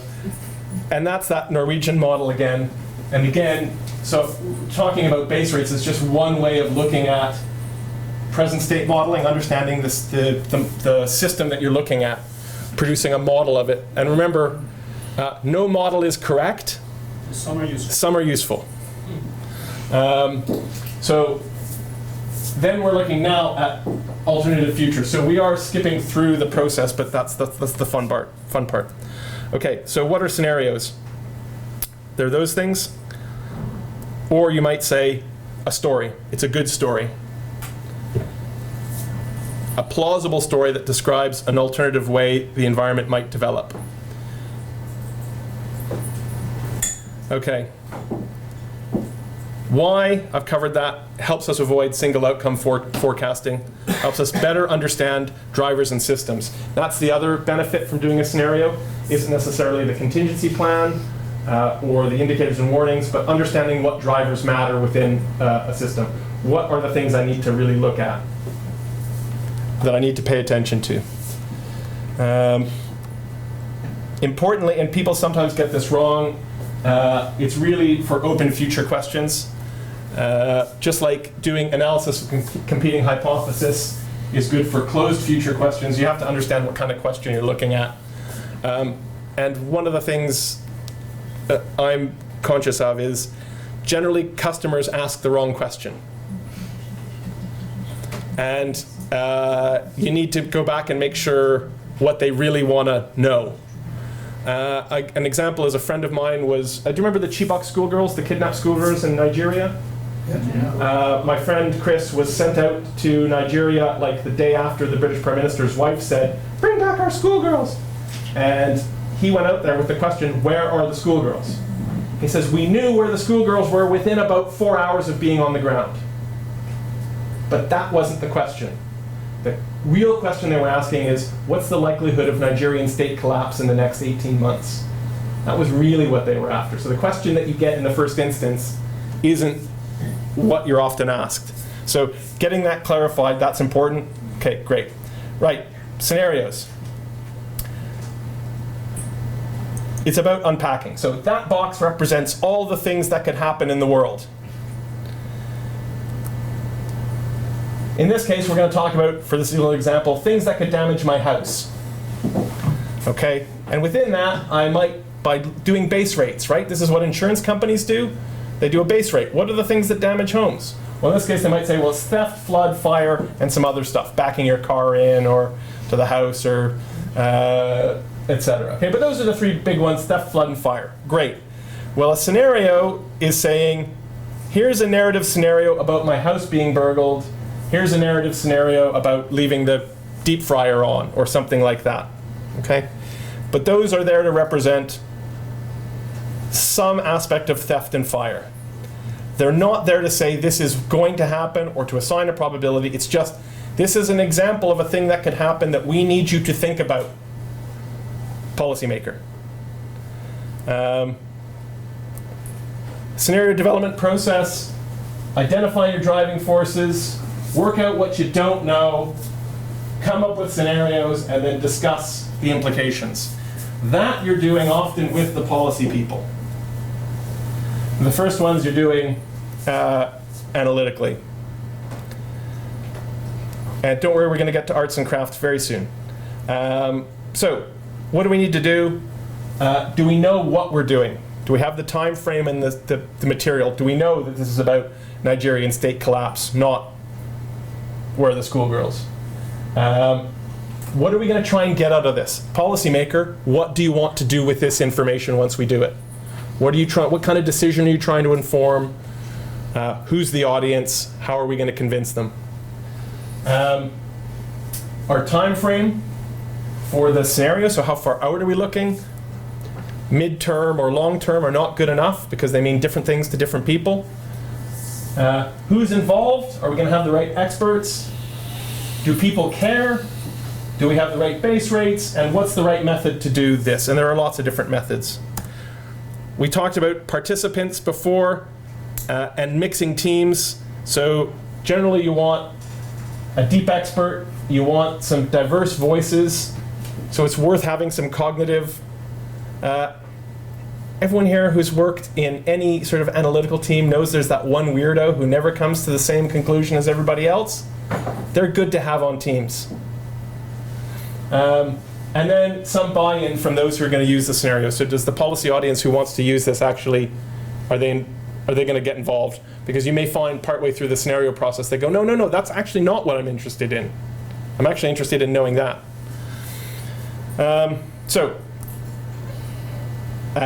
Generally in the process, so we talk about identifying, selecting drivers. So what is it that drives a situation? We'll talk about that more in a second. And then we can do a bunch of different ways. We're going to look at sort of cone of plausibility or driver-based one, but there's other ways you can just do it 2 by 2. So if I'm looking at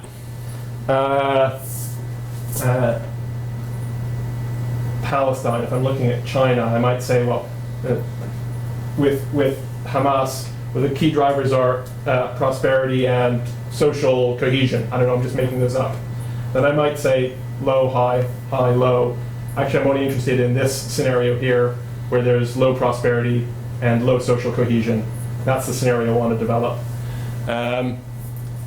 Simple scenarios, you might start with just, dear policymaker, what are you really worried about? Well, I'm really worried about, and what they say after that is pretty much a simple scenario. I'm really worried about Russia doing this in Kaliningrad. I'm really worried about, okay, I can work that out. We can work out a scenario and see if that scenario you're worried about is plausible, and if so, how would we know it's happening? I have a slide on morphological analysis I can show at the end, and then we're going to look at cone of plausibility. Sometimes the person you're asking what he's most afraid of doesn't know what he's most afraid of. Sometimes he doesn't know to imagine the worst case scenario that you want to test. So in which case, just coming up with the scenarios, like the CIA analysis of the collapse of the Soviet Union, here's 6 things that we think are plausible. What do you think, boss? Holy crap, that one scares the bejesus out of me. Okay. Given those possibilities, okay, he will mark the most dangerous one, but out of nowhere?